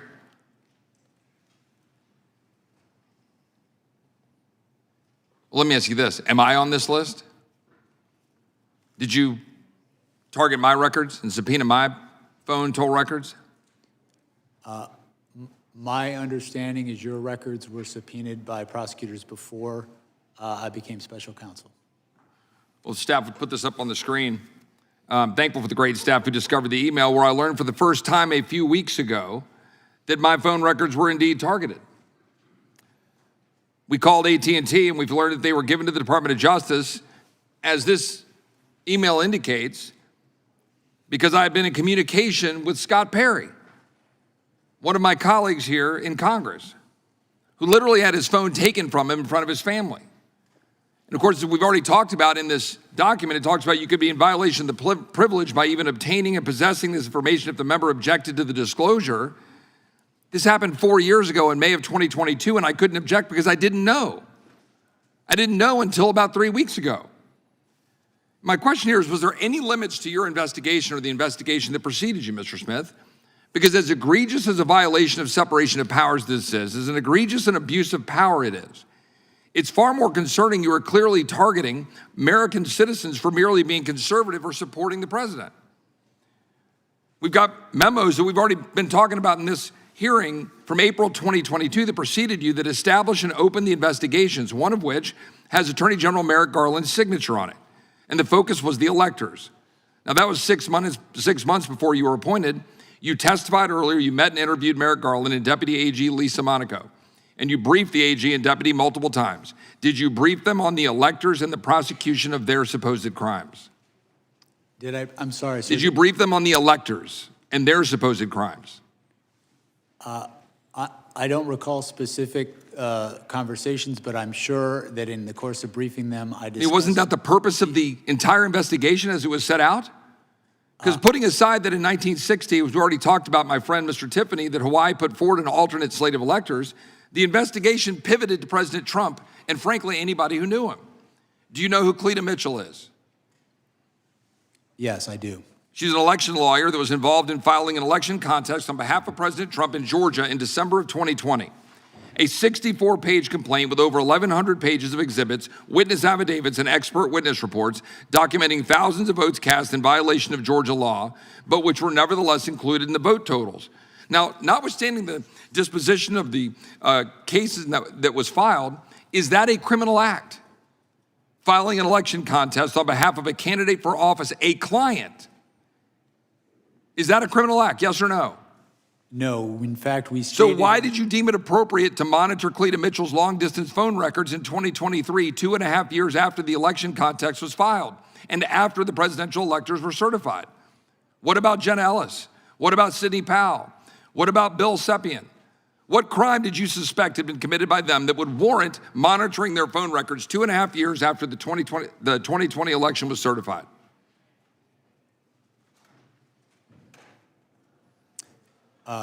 With respect to Sidney Powell, she is one of the co-conspirators alleged in the indictment. I don't know what you mean by monitoring, sir, if you're talking... Well, there were some 400 plus Republican conservative groups and leaders who were targeted by your investigation. Their financial records were obtained, records of the RNC, the Trump campaign, Cleta Mitchell, the Conservative Partnership Institute, the America First Policy Institute, NRCC, NRSC, PACs, conservative groups, people all across the country, citizens, because we hear a lot about members of Congress. And we should because of separation of powers and the egregious abuse of power. But what we're not talking about enough, in my opinion, are the American citizens that have been targeted. Because frankly, are there any limits to the power of a special prosecutor or special counsel? So much so in your abuse of power that in the summer of 2024, the indictment involving classified documents was dismissed after determining your appointment violated the Appointments Clause of the Constitution, but you continued to sign your name on court filings until the time you resigned from office in January of 2025. A federal judge just recently stated a prosecutor who continues to sign his name in court filings after a disqualification order should face disciplinary action or disbarment. I yield back. Gentleman yields back. The gentleman have the opportunity to respond? If the gentleman wants to respond, he can. With respect to the last point, Judge Cannon's order specifically limited her finding to that proceeding. So there would be nothing improper about continuing to litigate the cases in Washington, D.C. And with respect to Florida, there was nothing improper about taking an appeal of that very decision. The gentlelady from Vermont is recognized for 5 minutes.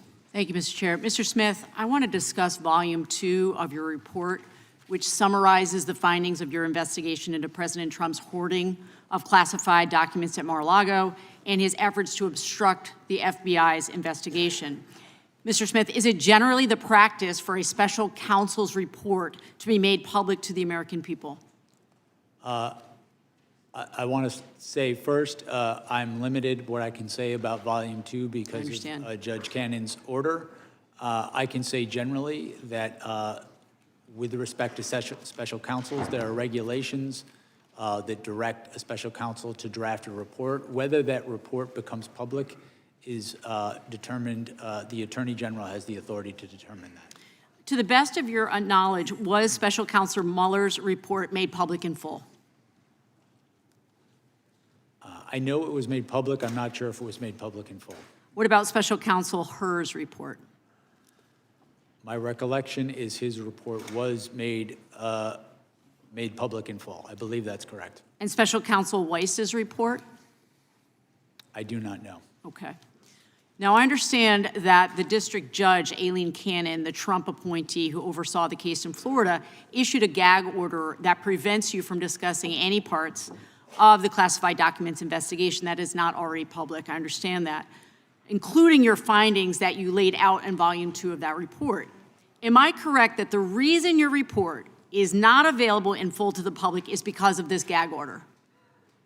I wrote a report. The Attorney General, it was submitted to him. I understand generally that there's been litigation about whether this report would be public or not. I have not been a party to that litigation.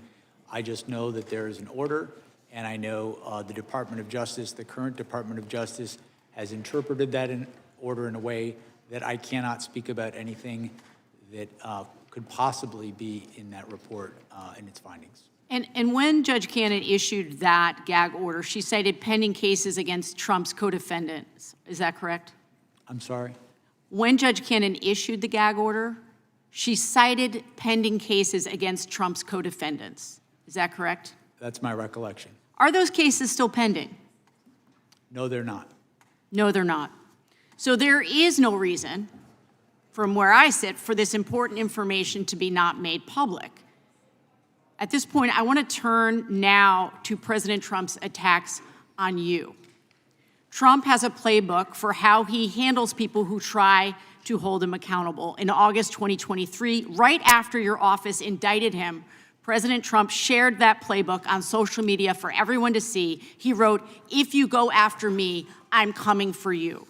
Trump has said that you, Mr. Smith, should be investigated and put in prison. He called you a disgrace to humanity, a radical left Marxist, a criminal. In fact, Trump has used the words deranged Jack Smith 185 times on Truth Social. How do you think that these statements have impacted you, your staff, and your investigation? With respect to me, I think the statements are meant to intimidate me. I will not be intimidated. I think these statements are also made as a warning to others what will happen if they stand up. And I am, as I say, I'm not going to be intimidated. We did our work pursuant to department policy. We followed the facts and we followed the law, and that process resulted in proof beyond a reasonable doubt that he committed serious crimes. I'm not going to pretend that didn't happen because he's threatening me. And Mr. Smith, do you believe that President Trump's Department of Justice will find some way to indict you? I believe that they will do everything in their power to do that because they've been ordered to by the president. That's very concerning, obviously. It's very concerning to all of us, at least on this side of the aisle. This is Trump's playbook at work. Complain loudly, gin up hatred and resentment, then express a hope that somebody will do something, but never explicitly order anyone to act, and then watch as his followers and loyalists go after their targets. This is what happened on January 6th. Trump stood at the Ellipse and gave a campaign speech to his supporters, and he said, "If you don't fight like hell, you're not going to have a country anymore." And I think it's clear that his intimidation will stop at nothing. I want to speak on behalf, in closing, I want to speak on behalf No of closing. people. Chairman, regular order. No, I'm sorry. Mr. Chairman, I'm regular sorry, order. you have gone over numerous times. Time I am belongs to the taking gentlelady my from Vermont. few I'll let you moments. go a couple more Thank you, seconds. Mr. Chair. Like I have all day. Thank you. On behalf of the people of the state of Vermont, thank you for all of your 30 years of service to this country, and to the police officers sitting here. I'm ashamed that you have not gotten your due. Time of the gentlelady has expired. yield back. The gentleman from New Jersey is recognized. I've got a UC request. Gentleman, the ranking member is recognized for UC. Thank you kindly, Mr. Chairman. The first is a New York Times article titled "Hunting Leaks, Trump DOJ Officials Seized Records of Democrats," explaining how the Trump administration subpoenaed Apple for data from the counsel of at least a dozen people tied to the House Intelligence Committee in 2017-18, including Representative Swalwell and Senator Adam Schiff. Without objection. And the other, similarly, is Trump's DOJ secretly obtained phone and text message logs of 43 congressional staffers and 2 members of Congress. That's December 10, 2024. Without objection. The chair now recognizes the gentleman from New Jersey. Thank you, Chairman. You know, I don't even know where to go because there's so much, Mr. Smith. There really is. But it isn't, what I do know is it's much more than how much people like or hate you, or like or hate Donald Trump, or like or hate Republicans, or like or hate Democrats. This is about the system. It's about what the Department of Justice did. It's about what you did. The core of the hearing is all about, can Americans still trust the justice system? Is it fair? Was it fair under you? And all they don't expect you to be perfect, but they expect you to treat everyone the same, Republicans and Democrats, liberals and conservatives, but that wasn't the case. When you treat people differently because of their political status, their political party, their ideals, that's hypocrisy. And I'm sorry to say, and I don't say it lightly, I do consider you to be a hypocrite. With that being said, I think the prosecutors and the people around you stretch norms, change standards depending upon who was under investigation. So you don't like Donald Trump, and so you're a liberal Democrat, whatever the case may be. And they went after him. And by the way, it's interesting, in all those congressional records that were subpoenaed, all those congressional records that were looked at, was one of them a Democrat? No. The answer is no. I'll answer for you. So I got simple questions. I always say I'm a simple guy, but it really boils down to this. How much can Americans trust this system? In your special counsel report, you stated President Trump engaged and was guilty of criminal conspiracies, and he was guilty of criminal conduct, and you publicly testified you believed you had the proof, etc. If prosecutors deal this way with cases, if they declare that it's guilty and it's over before a jury verdict, would Americans trust the justice system more, or would they? Would they trust the system more? The answer, go ahead, answer, please answer. I'm sorry, I didn't understand what you were asking me. So when this was all going on, before, and I believe it was political, before there was an entire case and we went through the whole case, you pretty much declared, and I'm not going to read the whole thing through again, that President Trump was guilty. That wasn't your job. That's a judge's job. It's a jury's job. It's not your job. Don't you think that's unfair, that that's wrong, that didn't make the playing field level? Did it make people less trustworthy of the system, yes or no? No. When I announced the charges in the election case, I specifically stated that the case needed to be tried and that he had a right to go to trial and he was presumed innocent. And thank you for, I just want a simple answer because we are limited on time. I disagree with you. I don't think you did. Your office secretly subpoenaed and got records of members of Congress, and you kept those subpoenas hidden through non-disclosure orders. That's wrong. They should have known. You want to do that, fine, it's wrong. Number one, it's wrong because people have a right, the American public has a right to know, the elected officials have a right to know. It's your right to subpoena them, but they should know. Secondly, and I brought this up before, not one Democrat, it's all Republicans, all Republicans. Everything you've done, everything you've ever done is always against Republicans. Do you think that puts more trust in the system when you're so partisan in that way? Yes or no?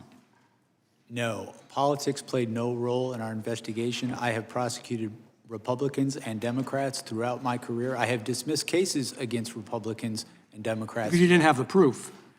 If prosecutors routinely relied on politically imbalanced investigations, and by this I mean, let me appeal to your sense of fairness. You're saying you're a fair man. We had a January 6th committee, select committee, that was appointed only by a Democrat, the then Speaker, Nancy Pelosi. Everybody on it was a Democrat, except 2 Republicans that hated Republicans. Was that fair? Was that fair? I mean, look at our system here in Congress. We've got Democrats, man, they speak up. You've got Republicans, we speak up. You hear both sides. That's the way a select committee should be. And you based everything upon this biased, unfair, prejudiced system. How is that fair? Tell me how that's fair. That's not correct. We conducted an independent investigation. You based a lot on that commission. You got all their records. That's not correct. We did collect their records. We conducted our own independent investigation following the facts and the law. The and you used a lot of their information, Mr. Smith. I don't mean to cut you off. I've got limited time. Joe Biden took classified records that were not to be taken when he was vice president and when he was Senate. And I know you didn't deal directly with that case. Mr. Chairman? But nevertheless, he did Is that fair? Because he let him go, don't do anything to him, but on the other hand, when it's President Trump who did it as president, then you raided Mar-a-Lago. Is that fair? I'm the gentleman. Mr. Gentleman's part of Well, I'd like him to answer. If the witness would like to respond, he can.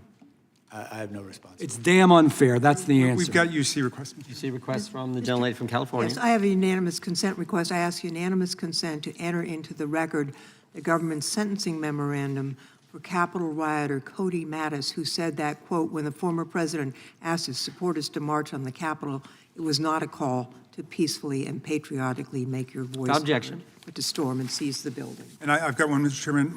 Gentleman's recognized. This is a press release from Congressman Jeff Van Drew's statement on storming the Capitol building, calling it unacceptable, un-American, and disrespectful of democracy. Without objection, the chair now recognizes the gentleman from Illinois. Thank you, Chairman, and thank you, Mr. Smith, for being here today. Let's remember why we're here today.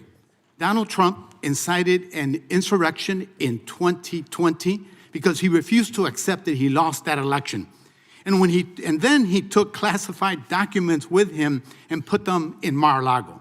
Republicans support impunity for criminals, not accountability. There's no clearer example than that of the blanket pardon of nearly 1,600 insurrectionists on day one of this disgraceful presidency. Trump pardoned people convicted of seditious conspiracy who brutalized police officers. There are 4 of them who can testify to that here, and who wanted to kill Vice President Pence. People who've committed more crimes since the insurrection: sexual assault, child molestation, aggravated kidnapping. That's who Trump pardoned, and that's whose side Republicans are on. They may not want to, but they are, because they refuse to tell the truth. Mr. Smith, let me ask you something. Does pardoning violent rioters who brutalize law enforcement officers, spray peppering them, tasering them, beating them up, kicking them, smashing them in door frames, make our country safer? Absolutely not. As a prosecutor, can you describe why these pardons make our communities less safe and undermine our criminal legal system more broadly?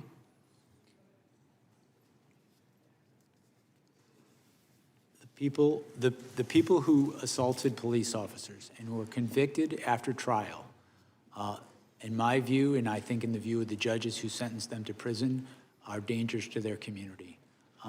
As you've mentioned, some of these people have already committed crimes against their communities again, and I think all of us, if we're reasonable, know that there's going to be more crimes committed by these people in the future. I do not understand why you would mass pardon people who assaulted police officers. I don't get it. I never will. That's exactly right. And none of this is a coincidence. The entire purpose of the Republican Party, unfortunately, has become to help criminals and corporate interests evade accountability. Republicans want impunity, not accountability. They want impunity for the January 6th people, for the classified documents case, for the Epstein files, for billionaires and big corporations, and for terror that DHS is sowing on our streets. The Gestapo tactics by ICE and CBP are the obvious result of President Trump and the Republican Party that protect anyone who helps them turn our country into an authoritarian gangster state. Whether it's storming the Capitol to overthrow an election or murdering people in broad daylight, Republicans will back you if you back their political mafia and racketeering operation. That's why Democrats must fight for accountability through oversight, through legislation, evidence collection, and through prosecution for the openly criminal acts that we're seeing in our communities every day. Democracy doesn't exist without accountability, but you gotta have a spine. I thank you, Mr. Smith, for doing your part. Our fight continues for accountability, not for impunity. Thank you, and I yield back. May I have a Mr. Chairman, I would yield to the gentleman from New York. Mr. Smith, I just want to take a minute and allow you to explain why you requested the toll records of those officials for January 6th. For the January 6th investigation, you mean, Yeah. correct? With regard to the toll records that were subpoenaed regarding the period of the 4th, I think it was to the 7th, we had evidence that the president had directed Rudy Giuliani, one of his co-conspirators, to contact members of Congress to try to further delay the proceedings and exploit the violence that happened in the Capitol. We had evidence that those calls had happened. We wanted to get more evidence of that to corroborate it for trial. That is, again, as I've mentioned earlier today, a standard part of an investigation to understand who a conspiracy is trying to reach out to, how they're trying to influence people. And you want a documentary confirmation? Yes, correct. Time of the gentleman is expired. The gentleman from Texas, Mr. Nels, is recognized. Thank you, Mr. Chairman. Mr. Smith, I'll just cut right to the chase here. Your investigation and attempted prosecution of President Trump, it wasn't about justice.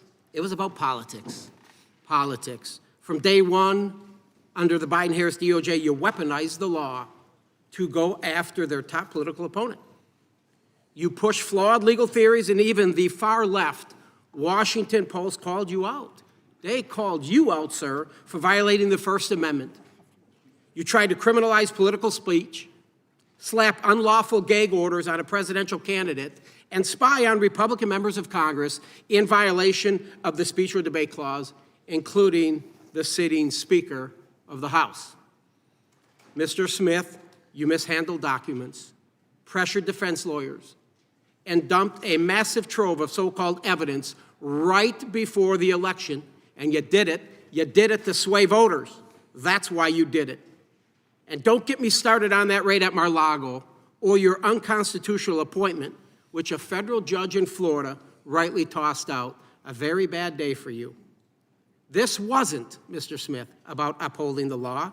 It was about tearing down President Trump and anyone close to him. You even tried to ram through a politically motivated final report after your cases collapsed, including the Presidential Transition Act and basic fairness. But here's the good part, America, here's the good part. The American people saw right through it. They rejected, sir, your witch hunt loud and clear in November, handing President Trump a commanding victory. The voters spoke loud and clear. They wanted an end to the weaponization of our justice system. In your opening statement, you spoke about proof of beyond a reasonable doubt. Mr. Smith, I will give you proof beyond a reasonable doubt. Donald Trump winning the popular vote by over 2 million votes. The Electoral College by 85 votes, along with every single swing state. Now, sir, that is proof beyond a reasonable doubt that the crap you were shoveling did not pass the smell test with the American people. To put it bluntly, Mr. Smith, the stink remains on you. And lastly, I would like to quickly address the police officers of January 6th. Mr. Dunn, Mr. Fanone, Mr. Gonell, Mr. Hodges. I'm a member of the new select committee to actually examine what happened that day. And I can tell you, gentlemen, that the fault does not lie with Donald Trump.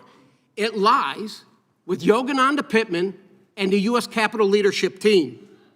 We know they had the intelligence, and there was going to be a high propensity for violence that day.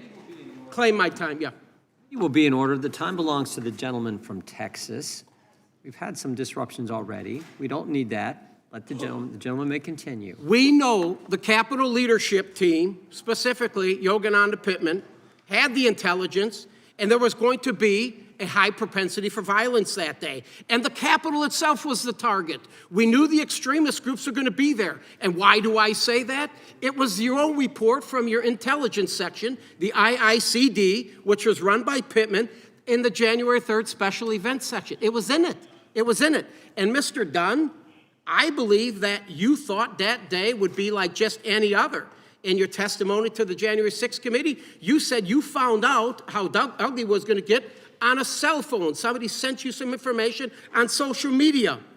The point is, you were all unprepared to deal with that day. And that's because your leadership failed to share the intelligence with you. It was their fault, folks. It was their fault. It was not President Trump. And we are going to expose it for the first time because the Benny Thompson, the sham committee didn't do it. Will the gentleman yield for a question? The sham committee didn't do it. The report is 845 pages. Donald Trump's name is mentioned 4,207 times. We know what the committee wanted to do is to not allow Donald Trump to come back and win again. And they failed miserably. And I hope you now can see that. With that, Mr. Chairman, I yield the balance to my distinguished colleague out of Jersey. I just want to quickly go over something because we keep rewriting history. The president said peacefully and patriotically. What don't we understand about peacefully and patriotically? He asked for the National Guard. That was ignored. He asked Speaker Pelosi. What don't we understand that? Will the gentleman yield for a question? Are you saying Nancy Pelosi controls the National Guard? Wait a minute. The president could have ordered the National Guard if he wanted to, and you know that. Claim my time. I lost some of my time. The time belongs to the gentleman from New Jersey. You have a few more seconds. And finally, how many elected officials say we're going to fight to win an election? New terminology used all the time, seriously. And of course, if they were guilty, they should be prosecuted. The problem was there were many in the mix. The unanimous consent. Gentleman yields back. The Last thing, your hand gestures, Mr. Fanone. No. You need The time of the gentleman medication. has expired. The time of the gentleman has expired. The audience will be in order. The committee will be in order. And the gentlelady from Georgia is recognized for unanimous consent. Thank you, Mr. Chairman. I have two unanimous consent requests to enter into the record, two articles. Gentlelady can proceed. An article dated December 29, 2025, titled Wall Street Journal Editorial Board Calls Out MAGA's Latest 2020 Stolen Election Nonsense. Objection. And the second article, an article dated December 23, 2025, titled Fact Check. Fulton County's 315,000 unsigned early votes are not proof of electoral fraud. Without objection, the gentleman from Illinois is recognized for unanimous consent. Thank you, Chairman. Under unanimous consent, I ask to enter into the record the Judiciary Democrats' January 2026 report titled, Where Are They Now? The Perpetrators of January 6th and the Defenders of Democracy Who Stopped Them, which profiles the illustrious career trajectories of some of the key actors from January 6th who were pardoned by Donald Trump. And secondly, objection. A second report, January 2026 report from Judiciary Democrats, 1 year later, assessing the public safety implications of President Trump's mass pardon of 1,600 January 6 rioters and insurrectionists. Without objection, the gentlelady from California is recognized. Thank you, Mr. Chair, and thank you, Mr. Smith, for joining us. You know, most people are wondering why you are even here today. But it's because we've heard conspiracy after conspiracy that the 2020 election was rigged. And Capitol Police officers were harmed and died because of those conspiracies. And we have important elections coming up. And the people want them to happen, and they want them to be fair. And the one person who should be telling the truth about elections is the president. But Donald Trump has not and is still not telling the truth about the 2020 elections. In fact, there is a January 6th page on the taxpayer-funded White House website that says the election was stolen from Trump, a blatant, disproven lie he knows is totally false. So one of my Republican colleagues earlier brought up Trump's mind state, that he knew he lost, and he knew that what he was saying was untrue, but that you had no proof. So, Mr. Smith, what evidence did you develop to suggest Trump knew he had lost the 2020 election? We had evidence from a variety of sources, evidence from people who were close to Donald Trump and who he relied on, people who wanted him to win the election, people who were employed by his campaign to help him win the election. Our evidence is that this was a conspiracy and that Donald Trump specifically sought to prey on party loyalty. Our investigation involved interviewing and subpoenaing records of Republicans because that's who Donald Trump sought to prey on to stay in office. And the reality is certain people refused to do that. The vice president refused to go along with that. People in various states' legislatures refused to go along with that. And the reality is that if we took this case to trial, a good number of our witnesses would be Republicans. If a Democrat had committed these crimes, had done these things, I would have subpoenaed a number of Democrats. I would have subpoenaed their records. And I'm going to ask you about that. But correct, it's not like he was calling Nancy Pelosi. So why is it legally important to know that Trump knew he was lying when he said the election was stolen? That was part of our proof at trial, and it was relevant to the charges, specifically to the first charge to defraud the United States. It is permissible for someone to lie, but when they use speech to commit a crime, to facilitate a crime, that is not protected by the First Amendment. The Supreme Court has been very clear on that, and this very issue was litigated in the case. The defense raised this very issue. And one thing I want to be clear about today, the case that I investigated and the case we had, it was built to be tried in a courtroom, not in the media. Our case was built to withstand the crucible of litigation, and our assessment was that we had proof beyond a reasonable doubt that would do that. So what I heard you say is that when you lie, and you know you're lying, and then you act on that lie to overturn the democratic process, that is a felony. A January 6er actually said, if I can't trust him, then who can I trust? Exactly. You know, we cannot even trust our own president. And in fact, there's so many other things that you can say that you're not allowed to say because a Trump-appointed judge sealed the documents, refusing to release the files yet again, which is why we could probably ask you far more questions if those were unsealed. So I know I don't have that much time. I want to now shift to these allegations from my Republican colleagues about the collection of phone records of Republican senators. I guess some of the ones that were trying to get $500,000 of taxpayer dollars. So many of the phone records of members were requested before you were appointed as special counsel, yes or no? That's true? Is that accurate? Yes, Yeah. some subpoenas occurred before I was special counsel. And what do you say to those who claim you chose to target Republicans because you only collected phone records for Republicans? The conspiracy I was investigating targeted Republicans. Right. As I mentioned earlier. That's right. And so you would have requested any relevant call records necessary for your investigation of a Republican or of a Democrat? That's correct. And to be clear, if a Democrat committed these acts, we would have sought those. I could just add one thing. We interviewed Rudy Giuliani in the course of this investigation, and we asked him, why did you, in one of the voicemails he left for the senator, mention the fact that it was Republicans that you were reaching out to? And he said, because the Democrats weren't going to help us, and even some Republicans wouldn't help us. And so our evidence shows repeatedly that the plan was to see if you could prey on people's party loyalty. Time of the gentlelady's expired. The gentlelady from... Thank you, I yield back. Gentlelady yields back. The gentlelady from Wyoming is recognized for 5 minutes. Mr. Smith, it was during your deposition with our committee that you revealed that you tasked your team, specifically J.P. Cooney, to engage with the partisan January 6th committee. You had to have known at the time the controversy surrounding this committee, including the fact that all of the members had been appointed by Nancy Pelosi, who disallowed the Republicans from being able to engage. Yet you proceeded anyway, raising numerous questions as to your strategy for conspiring with the J6 committee. You had every possible resource available to you. Your prosecution of President Trump was clearly a priority for the Biden administration, and it is clear that you had an unlimited budget.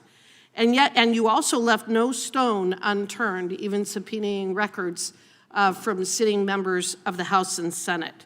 So what information could the J6 committee possess that you and the nation's top law enforcement agency could not obtain on your own? I did request J.P. Cooney. What did they have that you couldn't obtain on your own?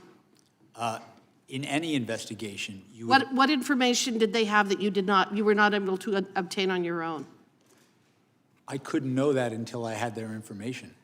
Was there anything there? Did you find that they had information that you were not able to obtain? I don't recall specifically every bit of information. What I can tell you is we took in their information because we wanted to collect any information that could be relevant. We made our own independent assessment of the evidence. Okay, so from the time that you were appointed as special counsel up to the date of your resignation in January of 2025, did you personally have any contact with any members, staff, or contractors of the House's January 6th Select Committee, and if so, who? I do not believe I had contact with anybody personally from the January Select The Committee. January 6th committee failed to archive or preserve its video recordings of witness interviews, deleting or destroying as many as 900 interview summaries or transcripts involving more than 1 full terabyte of digital data. I repeat, the J6th committee destroyed evidence.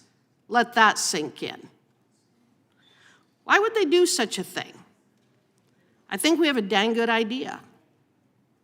The committee actually used selective clips from these videos and transcripts during their hearings, and yet by destroying this evidence, they have denied Congress and the public the ability to obtain their full content and context. They created their narrative by selective use of the evidence before them, so how very convenient. Did you or your team receive any of those witness transcripts or video recordings of transcribed interviews from the Select Committee that were not released to the public? What I can tell you is that I requested J.P. Cooney to contact the Select Committee. Do you know if you received any of the evidence or testimony that the J6 committee eventually destroyed? I don't have any information that the J6 Committee You don't know destroyed one any way or evidence. the other as you sit here today. No, what I'm telling you is that I requested all the information we could get from the January 6th. Has all of the information that you requested been preserved? All of the information from the J6 committee, has that been preserved? The information that we requested and received, we reviewed it. It was Has it part of been our preserved? file. Yes, as part Thank of you. our files. And Were you or your team advised, or did you get the impression from anyone affiliated with the January 6th committee that these documents were not for public release, even though portions of them had already been shown to the American people? Were you advised to keep any of the information from the J6 committee confidential? as I sit here right now, I don't recall that. Okay. I recall. Did the J6 committee provide you with the Cassidy Hutchinson testimony as part of the trove of documents that you received? As I sit here now, I don't recall, but it would Well, be very you're like- familiar with her testimony, aren't you? I am, and And in fact, wouldn't you agree with me that Ms. Hutchinson's testimony, especially the most explosive allegations made, was comprised of hearsay upon hearsay upon hearsay? Come on, you're an attorney, Mr. Smith. You can answer the question. Of course it was hearsay. And hearsay isn't admissible in a court of law, is it? Why? Because it is inherently unreliable, and the victim or the target of a prosecution is not able to cross-examine. Isn't that correct? In fact, Mr. Smith, if you had attempted to walk into court with Cassidy Hutchinson's testimony, you would have been thrown out on your ear. No judge, no legitimate judge would have ever allowed the testimony of Cassidy Hutchins to be admitted in a court of law, would they? I disagree.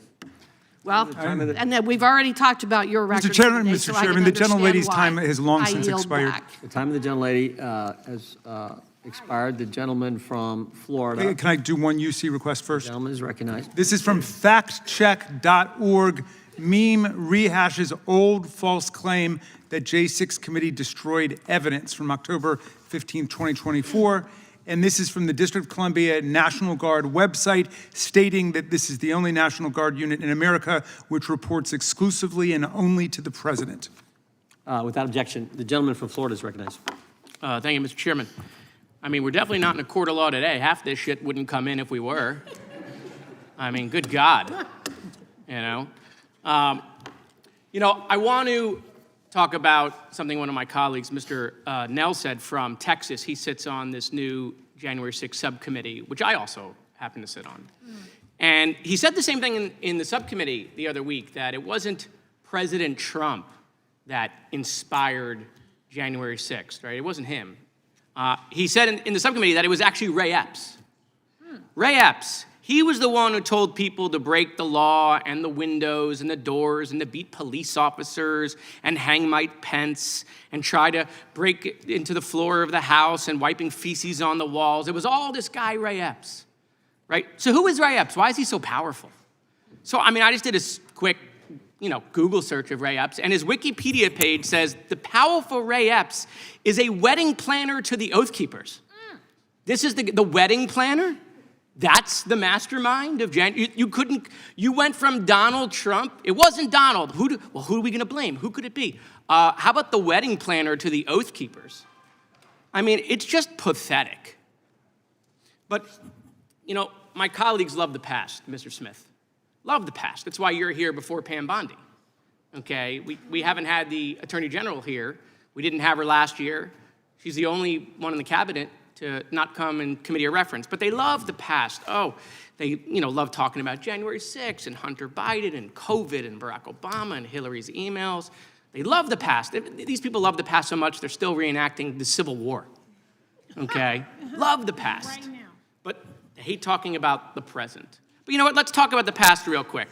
Here are some quotes, because I heard one of my colleagues call you a hypocrite. Here are some quotes from my colleagues. Chairman Jordan, right after January 6th, stop the violence, support Capitol Police. Ted Cruz, those storming the Capitol need to stop right now. The Constitution protects but not violence. Chip Roy, today the People's House was attacked, which is an attack on the Republic itself. Steve Scalise, United States Capitol Police saved my life. Lindsey Graham, when it comes to accountability, the president needs to understand his actions were the problem. Troy Nels, oh my God, him again. I'm happy to stand shoulder to shoulder with Capitol Police. Darrell Issa, the violence and turmoil we witnessed in Washington, D.C. was completely unacceptable. Rep. McClintock, the attack on Capitol strikes the most sacred act of our democracy. And former Speaker of the House, Kevin McCarthy, whose name we heard a lot today, what did he have to say about it? Let me be clear, last week's violence attack on the Capitol was undemocratic, un-American, and criminal. And make no mistake, those who were responsible should be brought to justice. The president bears responsibility. Period. Or exclamation point. But let's talk also about, the present. That's the past. Let's talk about the present. These are the guys who created the weaponization committee for the DOJ. So let's talk about the present. Jerome Powell facing investigation, okay? In fact, we heard about Jonathan Turley, that he's some legal messiah. Jonathan Turley calls the Jerome Powell thing legitimate concerns of retaliation. Lisa Cook, under investigation. Mark Kelly, United States Senator, under investigation. Adam Schiff, United States Senator, under investigation. Eric Swalwell, United States Representative, under investigation. Chris Christie, potentially under investigation. Jack Smith, oh, that's you, under investigation. Okay, Miles Taylor, former Chief of Staff to the United States Department of Homeland Security, under investigation. Christopher Krebs, former Director of Cybersecurity, under investigation. Indicted. James Comey, Letitia James. John Bolton. It's weird that they indicted John Bolton but stole his foreign policy. Accused of crimes. Former President Joe Biden. Former President Barack Obama. Revoked or threatened with revocation of Secret Service protection. Kamala Harris. Hunter Biden. Ashley Biden, the daughter of President Joe Biden. Mayorkas. Mike Pompeo. Brian Hook. General Mark Milley. John Bolton. Dr. Anthony Fauci, the guy Trump gave a medal to. Security clearance revoked. Joe Biden, Anthony Blinken, Jacob Sullivan, Lisa Monaco, Mark Zaid, Norman Eisen, Letitia James, Alvin Bragg, Andrew Weissman, Hillary Clinton, Liz Cheney, Kamala Harris, Adam Kinzinger, Fiona Hill, Alexander Vindman. Miles Taylor, I could keep going. Any questions about any of that? We know you don't. But will the gentleman yield for a question? I will, please. Because you have a way of synthesizing that nobody else does, Mr. Moskowitz. Listening to our colleagues today, I wonder if they actually believe any of this would have happened had Donald Trump simply accepted the results of the election. You mean like Al Gore did when he lost 5-4 at the Supreme Court? Yeah. Yeah. Would any of this, would the violence have happened? Would the fake counterfeit slates have happened? No, the threats against Vice President Pence? No, none of it would have happened. And Leanne Panetta would still have a security clearance. So would John Brennan. So would Michael Morrell, Michael Vickers. I can't get them all in, Mr. Chairman.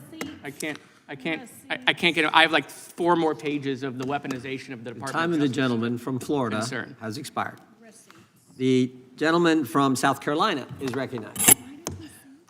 Thank you, Mr. Chairman. Mr. Smith, when was the initial indictment issued on President Trump? August 1st, 2023, does that sound about right? That's in the election case. That's correct. Correct. And on that election case, after that, you asked for a trial date when? I don't recall as I sit here right now. January 2024, does that sound about right? That sounds about right. Okay, so after the indictment, you in August, you asked for a January trial date. That's like 5 months? 5 months?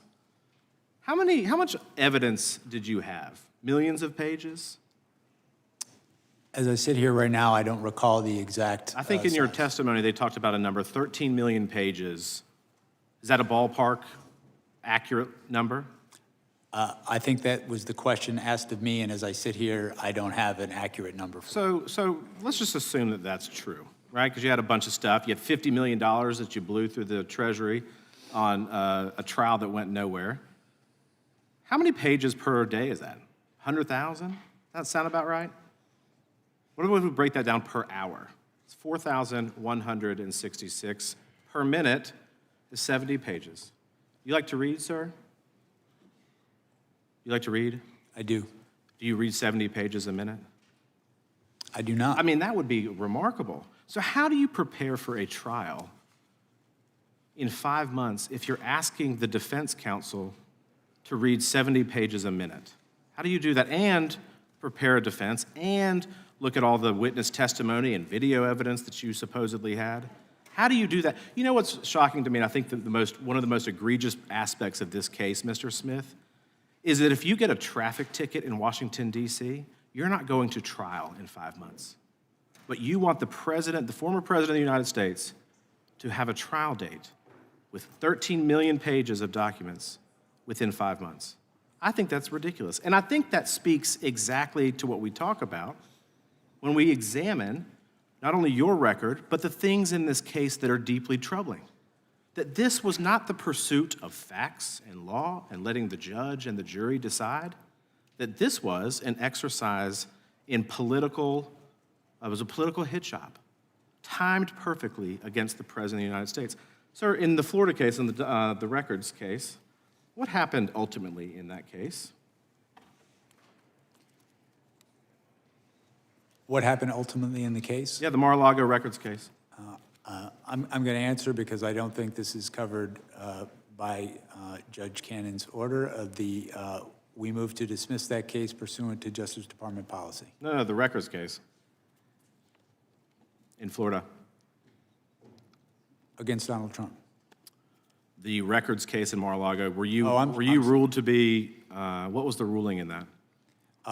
That was Judge Cannon's ruling, and she ruled my appointment unlawful, and we sought to appeal that, and that appeal was pending at the time that we dismissed the cases. So from the very beginning, were you ever confirmed by the United States Senate? I have never been confirmed by the United States Senate. I will say that the history supporting my appointment is over 100 years old. Other special counsels But isn't there a have been statute on approved. appointment? I mean, you have to be confirmed by the Senate. So I think that's kind of interesting. But I think the point is, from the very beginning, on the documents case and others, you weren't even lawfully appointed, and that's why Judge Cannon ruled the way that she did. And from the beginning, we talk about that you followed Department of Justice policy, you followed the facts, you followed the law, you followed the Constitution. That's what you have said all throughout this day, parroted by the Democrats, that you have done nothing wrong. But from the very beginning, you weren't even lawfully, and you can't even recall who swore you in. So as we sit here today, based on your testimony in the transcribed interview, can you tell us who swore you in as special prosecutor? As I said, I know I took the oath of office. I don't recall who swore me in. What I can share with you. I don't know, sir. Call me naive, but that's a milestone career move for you that you get to do this, and you don't remember the circumstances. I just find that a little bit odd. But here's the thing, and I'm going to wrap up quick. You're unconstitutionally appointed. You breached the 60-day rule, releasing this very partisan attack against the president right before the election. You tampered with evidence in the Mar-a-Lago case that you admitted to in court filings. You subpoenaed members of Congress and their phone records in violation of the Constitution, of current statutes. You didn't even let the court know that these were members of Congress. How are we to assume otherwise that this wasn't political? Because it absolutely was, sir. And I yield back. Gentleman yields back. The gentleman from New York is recognized for 5 minutes. I would caution my friend from South Carolina and others against jumping into bed with Judge Cannon, who's been rebuked repeatedly by the 11th Circuit because she is completely lawless. But let's go back to the actual evidence rather than all the procedural stuff about when you were sworn in or not. I don't blame you for not remembering that. You've been probably sworn in a dozen times. It doesn't jump out at you. I want to go back to the evidence, though, that Donald Trump knew that he was lying about the election. And I'd ask you to say, if you could, specifically, who gave evidence to you that supported your conclusion that he knew that he was lying? That came from a number of sources. It came from staff in the White House who talked to him and told him that his fraud claims were not true. It came from staff on his campaign who told him that. It came from members of the Department of Justice. It came from state officials who, when he tried to press them to do things in contravention of their oath, they refused to. They asked him for evidence, and his co-conspirators, and they never provided it.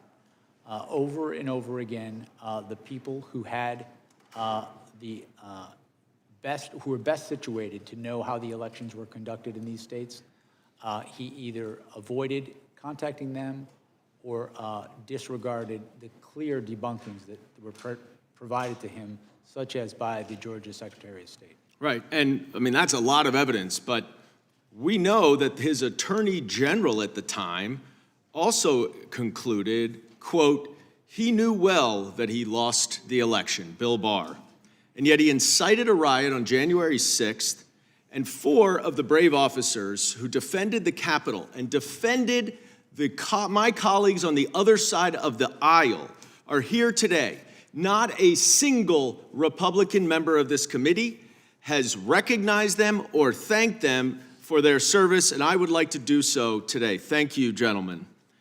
Now, my colleague from California referred to a couple statements from your former colleagues in Penn and the Eastern District about your impeccable reputation as an apolitical career politician. As an alum of the Southern District of New York myself, I can tell you that many of my former colleagues also feel the same, and that's saying something coming from the SDNY to the EDNY, as you know. Mr. Smith, did you ever speak to President Biden about this case? Never. Did you ever receive orders or direction from President Biden or anyone else in the White House about this case? No. Did you ever receive any direction from the Attorney General Merrick Garland regarding how you should, whether or not you should charge this case? No, I was given the independence to make that decision on my own. An independent special counsel, exactly. I just want to point out to my colleagues who seem to think this is a politicized investigation that on February 10th, over a month, 2021, over a month after January 6th, Marco Rubio said the January 6th attack on the Capitol was far more dangerous than most realize, and we have a criminal justice system in place to address it. Who oversaw the Department of Justice on February 10th, 2021? Who was president?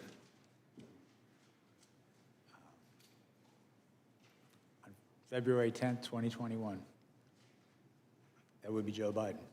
So Marco Rubio wanted Joe Biden's Department of Justice to investigate Donald Trump and his January 6th insurrectionist. I want to ask you in my last few seconds, Mr. Smith, you're not the first special counsel to investigate Donald Trump. Special Counsel Mueller, also of impeccable integrity, concluded that the 2016 Trump campaign welcomed foreign interference from Russia and used it to help them. Donald Trump has made it a litmus test to be hired in this administration to say that the 2020 election was fraudulent, even though, as you have established, it was not. And now there are senior officials in this government who are responsible for protecting our elections, who are election deniers. Can you describe in a few seconds what your concerns are about the upcoming election based on your investigation and what we know today? I believe political litmus tests are not proper for career prosecutors. I think my experience over 30 years as a prosecutor in the Department of Justice is having people who are not guided by party allegiance, but guided by experience. That's how you can trust the criminal justice system. It's the same way with our election system. Gentleman's time has expired. Thank you. I yield back. Gentleman yields back. Gentleman from Wisconsin is recognized. Yeah. First of all, just a couple of comments. There are probably 10 people on this committee who have more conversations with 10, 15 people on this committee who have more conversations with Donald Trump than myself. But anybody who says that Donald Trump thought he won that election, that is just plain not true. No way, unless he's the best actor in the history of this building. We agree. That Donald Trump believed. Order. Donald Trump did not believe he lost that election. He just didn't. No way. And I think on January 6th, I can't believe there were any congressmen here who didn't think Joe Biden was going to be sworn in as president. So it was a riot, but it wasn't a threat to the future of the republic. Okay. Now we should have posted up here a document for you to look at. Here we are. Okay. This is something we received with regard to Arctic frost. It's a list of about 70 names. I don't know whether or not you're familiar with the document. I don't believe I'm familiar with this document. Okay. The document contains just about every person who was higher up in the Donald Trump campaign. There's a little more emphasis on here on people involved in Wisconsin, but you're not familiar with the document. I'm sorry, sir, what was your question? Would you know what was in this document? These names, you familiar with them at all?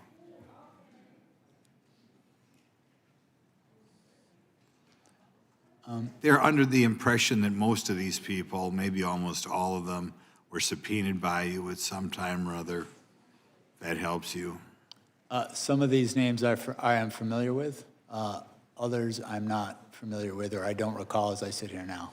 Okay. We'll eventually submit another question for you on this later on. From the time you were appointed as special counsel to your resignation in January 2025, did you ever have contact with the January 6th Select Committee? I did not personally. When I became special counsel, I directed my deputy to ask the Select Committee to provide us whatever evidence they would provide us. So you directed people to have direct contact? I directed my deputy to make contact to collect evidence from them. And that's J.P. Cooney? J.P. Cooney, my deputy, correct. Okay. Did you have any concern that the evidence collected by the Partisan Select Committee would be in any way tainted by politics? I apologize, sir. I just couldn't hear Okay. you because of the door. I'm sorry, we had people going through here. Did you have any concern that the evidence collected by the partisan select committee would be in any way tainted by politics? I intended to conduct an independent investigation, and my goal was to collect the evidence, assess it, and consider it with all the other evidence we would collect, and make an independent determination in my investigation separate from that investigation. I'm going to go back and ask you something on that one before, because I think I know the answer. There's a person on that list by the name of Vicki McKenna who we believe did have her records subpoenaed. Are you familiar with that name at all? As I sit here right now, I am not familiar with that name. Okay, thank you. With regard to part of the documents that you received was with regard to Cassidy Hutchison, right? We requested that they give us everything they were willing to give us. As I sit here now, I don't recall if specifically her information was in there, but I'm not denying that it was. It may well have been. Okay, we'll go back. Your team issued subpoenas to various financial institutions, telecommunications providers, and conservative entities requesting communications between them and President Trump's campaign, right? We did issue subpoenas for various sorts of information, correct? Okay, and the bank records, you would say, or we could describe, were fairly broad, the request? We issued subpoenas for certain bank records as part of our investigation, yes. Okay. Shortly after you're appointed, you issued subpoenas to state and local officials for their communications with President Trump, is that correct? And his campaign. As I sit here now, I'm trying to recall specifically which officials, but I know we issued a number of subpoenas in our investigation to understand the communications between President Trump and various entities, including state officials. One final question. One quick final question. Yeah. Do you really believe that President Trump thinks he lost that election? Yes. Our investigation, following the facts and the law, determined that... No way. Thank you. That's enough. I have a unanimous consent Gentleman request. from New York is recognized for unanimous consent. Actually, I have two. One is to an article entitled, "With A.G. Bondi next to him, Trump says deranged Jack Smith must be investigated." And the other is a tweet from Marco Rubio. "There is nothing patriotic about what is occurring on Capitol Hill. This is third world style anti-American anarchy." Without objection. Gentlelady from Texas is recognized. Can I get an extra 33 seconds? You get your full 5 minutes. Well, okay, fine.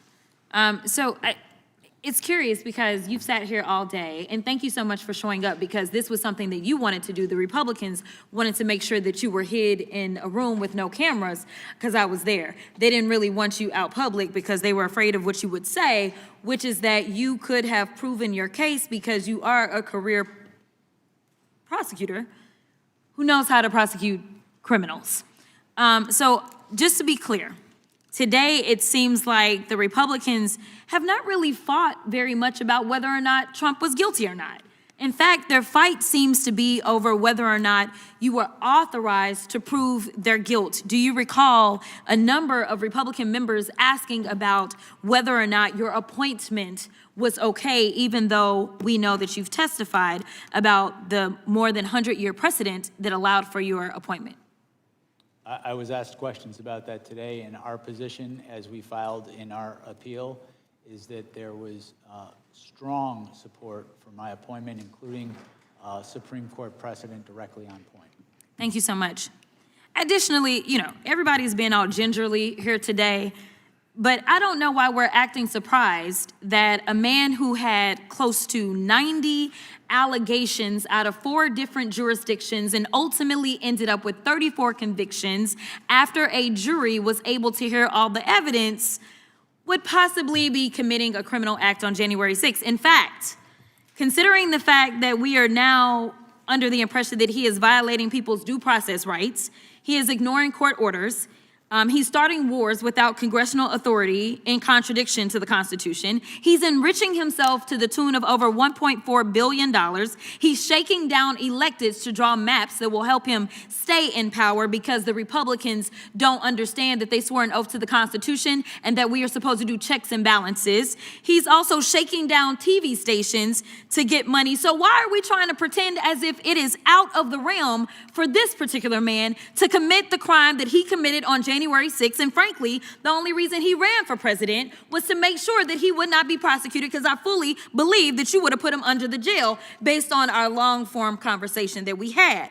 But according to your special counsel report on page 137, it states the department's view that the Constitution prohibits the continued indictment and prosecution of a president is categorical and does not turn on the gravity of the crimes charged, the strength of the government's proof, or the merits of the prosecution. And that, quote, but for Mr. Trump's election and imminent return to the presidency, the office assessed that the admissible evidence was sufficient to obtain and sustain a conviction at trial. In other words, Donald Trump ran for president, like I said, so he wouldn't have to spend the rest of his life in prison. The chairman and other members of this committee have spent all day attacking you and trying to rewrite the history of January 6th. But Mr. Jim Jordan, the chairman, failed to mention how he was running around the Capitol terrified by the possibility that all those insurrectionists would harm him. In fact, on page 97 of the deposition transcript, you mentioned how Mark Meadows, the president's chief of staff, quote unquote, never saw Jim Jordan so scared.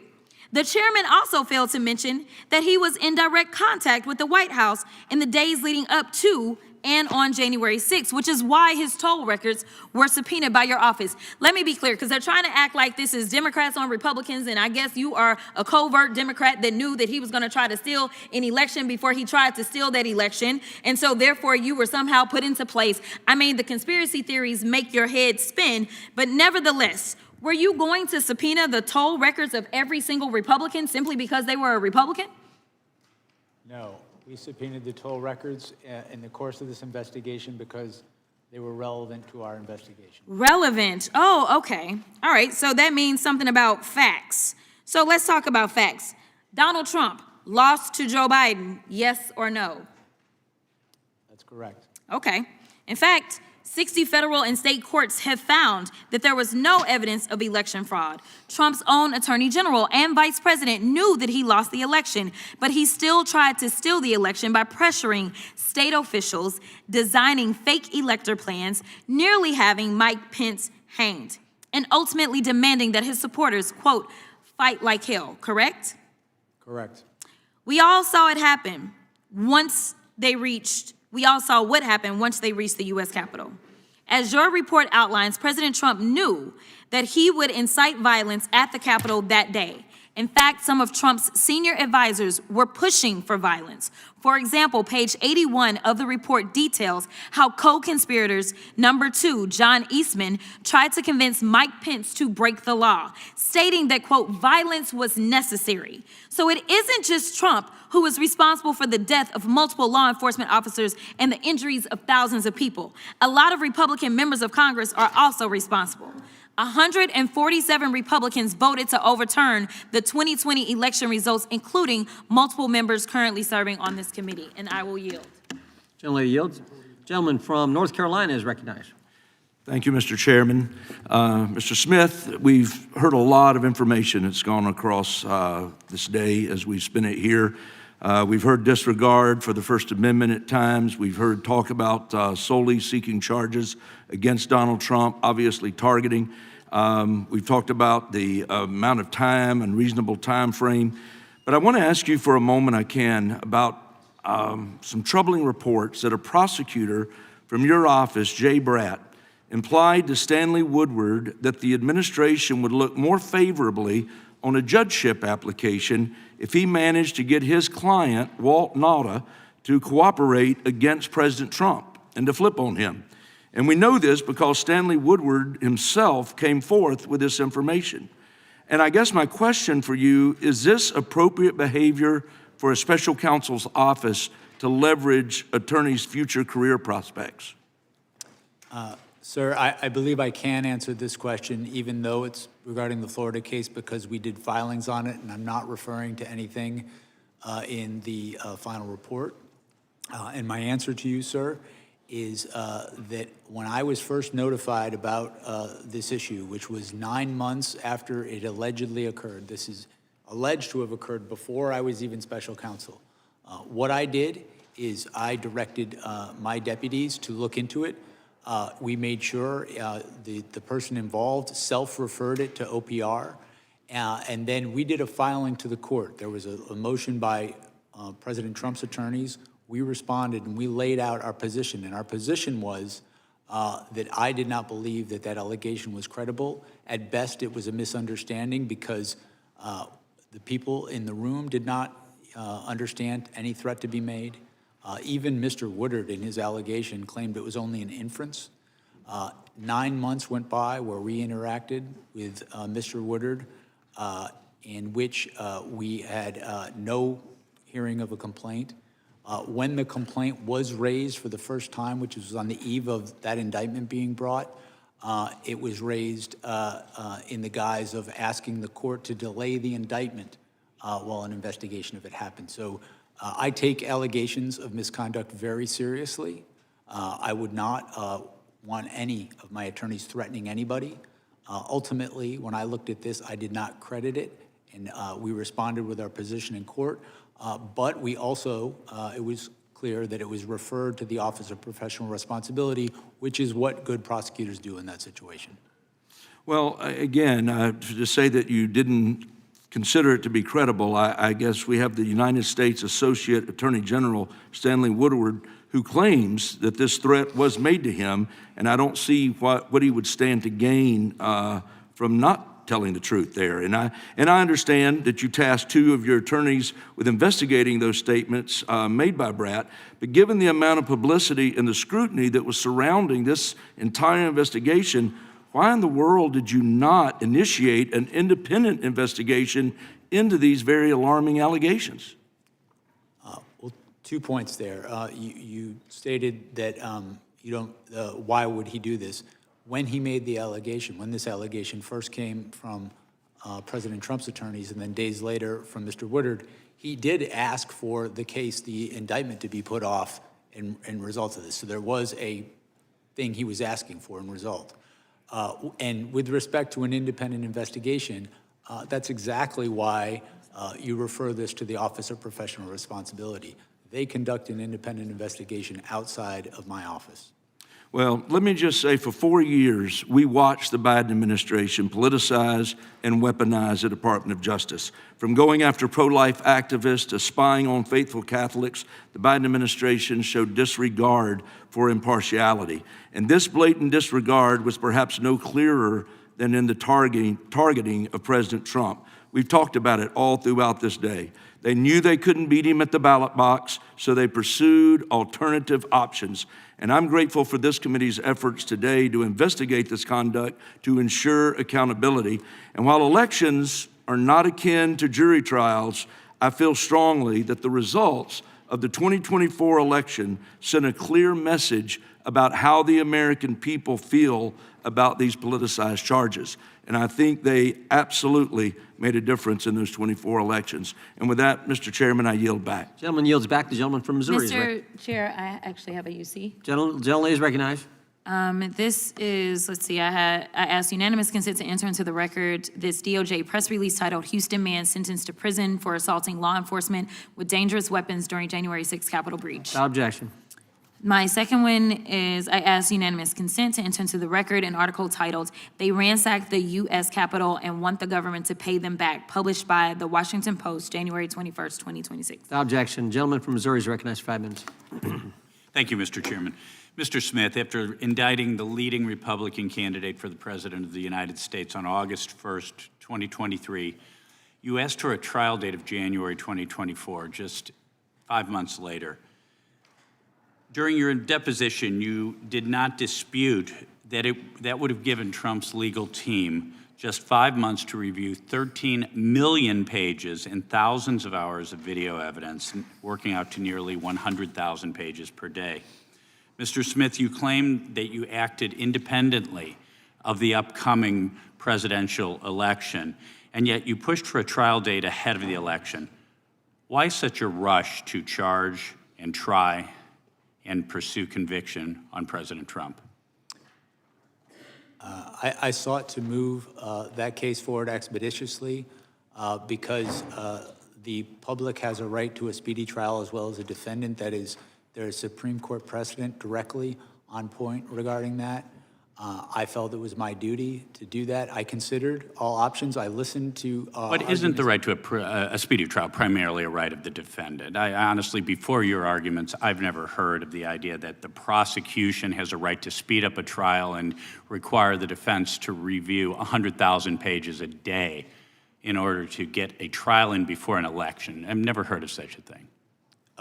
The Supreme Court, in at least, as I sit here now, 3 different cases, has stated pretty explicitly that the right to a speedy trial is the public's as well as the defendant's, and that You were trying to get President tried, convicted, and hopefully in prison before Election Day. I understand, Mr. Smith. I think it's very telling that during your deposition you could not articulate any evidence that President Trump instructed individuals to unlawfully enter the Capitol on January 6, 2021. You claim that President Trump was, quote, responsible for the events at the Capitol on January 6th, which was not charged in your indictment.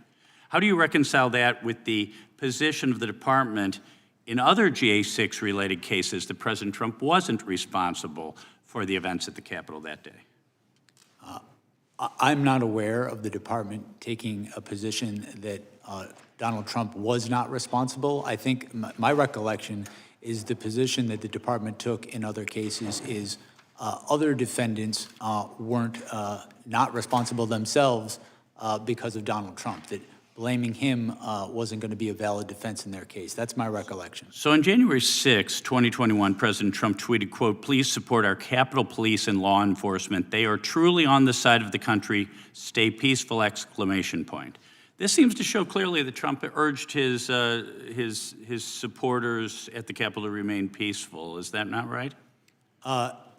It's incorrect. First off, that... He didn't send that tweet? He sent that tweet, but he sent that tweet only after being harangued by people to send something to stop the violence at the Capitol. Okay, let's get the timeline straight then. At 1:55 p.m., there was a breach of the bike racks at the northeast perimeter. At 2:13, there were protesters breaching the Capitol, breaking into the Northwest Senate window and opening the doors.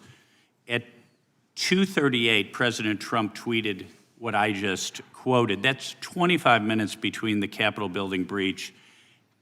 Is 25 minutes, that's too slow? Would Trump have been guilty of insurrection if it were 15 minutes? Would 5 minutes? How quickly was he supposed to send that tweet to remain peaceful? My recollection, as set forth in the indictment, is the timeline of when the attack of the Capitol happened, including the tweet that endangered Vice President Mike Pence's life, was different than what you stated. So that tweet was after, of course, the riot had started.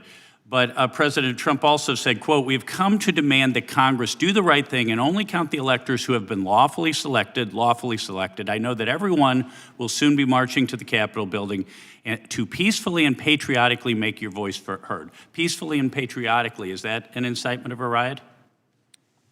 That is not. Okay, so in November 2016, Hillary Clinton disputed, for years called President Trump an illegitimate president. He knows he stole the election as recently as September 2019. Had there been a riot around the 2016 presidential election, would Hillary Clinton be guilty of inciting insurrection? I'm not going to engage in hypotheticals. I will say that President Trump's conduct was without historical analog. Thank you, Mr. Chairman. I yield back. Gentleman yields Mr. back. Chair? May I Young lady from Vermont. Mr. Chair, I ask a unanimous consent to enter into the record the first superseding indictment for Capitol rioter and Oath Keeper Kelly Meggs, who brought weapons and armor with him to D.C. and wrote to a friend, "Trump said it's going to be wild, it's going to be wild. He wants us to make it wild." That's what he said. Okay. He's calling us to the Capitol and wants to make it wild. Sir, yes, sir, gentlemen, we're heading to D.C. to pack our shit. And, Mr. Chair, Without objection. I have unanimous consent request. I ask unanimous consent to enter into the record this superseding indictment filed the Department of Justice on August 27th, 2024, that outlines how Donald Trump, among other felonies, conspired to defraud the United States in his effort to fraudulently and violently overturn the results of the 2020 election that he lost. Without objection, the gentleman from Washington is recognized. Thank you, Mr. Chair. Well, 5 hours later, here we are. One of the benefits of being a freshman member of this committee with the least amount of seniority is you get the benefit of getting everybody else listen to them talk first. I want to start by saying that starting out, I was not real familiar with this issue. In fact, when the chairman of the committee told me we had Jack Smith coming in, my first response privately was, "Who's Jack Smith?" And I say that because my wife and I have 5 young children. We don't have cable television, and by the time we get them to bed, we're either watching Netflix or better yet, reading books. So when I came to this, I wanted to take a real honest look at what had happened. And I should also say that, a little about what I think happened on January 6th. I think, like most Americans, think Donald Trump was cruising to re-election in 2019 with the booming economy, and then COVID happened, George Floyd happened, a lot of things got changed. But I do think in those circumstances that Joe Biden won that election. I also think, like most Americans, that January 6th was a terrible attack. I think it was a terrible riot. I don't believe it was an insurrection determined to overthrow the government, but I think it was an important day for America. I also think, like most Americans, it was extremely unfortunate for this country that the January 6th committee was a partisan event, and there was not an ability to put folks from both sides of their choosing on that committee, so there could have been a full and honest debate for the American people. I think it was politically motivated, what Nancy Pelosi did with that committee. And so when I came to this issue with a fresh look, with those kind of my priors and what I got into, what I wanted to find was that in the goodness of the rule of law, that you as an investigator carried this out to the highest ideals, and it was not a politically motivated investigation. And I think a lot about that in the 250th anniversary of America. And I think about what the framers would have thought of this and the state of the rule of law, what makes America special with checks and balances, what keeps us from being a banana republic. But what I was disappointed to find when I looked into this issue and how you conducted the investigation was that it was a politically motivated investigation determined to influence the election in 2024. And I say that, and the thing I cannot get around as I look into this is the timing that you fought for in when the court cases would be held. Now, to my understanding, the Department of Justice says you're not supposed to have politically motivated timing of a court case. But when I look at the timing that you pushed for and the jurisdictions between New York and Florida, and with all the other things that President Trump was engaged in, that looks very politically motivated to me, and I think to the American people as they take a look at this issue to try to influence the election. So that's where I come down after today's hearing, my own independent investigation, and your commentary.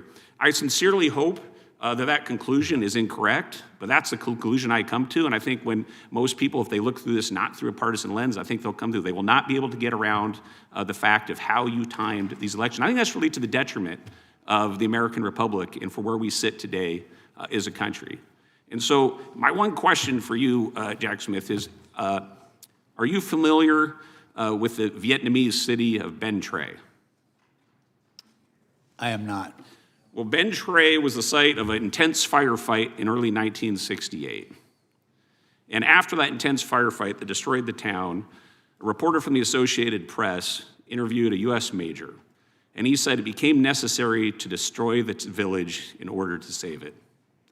Now, historians do not know what was the name of that U.S. major, but I think when they look back at your engagement with our democracy in this republic, they will remember your name. And when it comes to the rule of law that is the foundation of this country, they will remember someone who helped destroy the rule of law.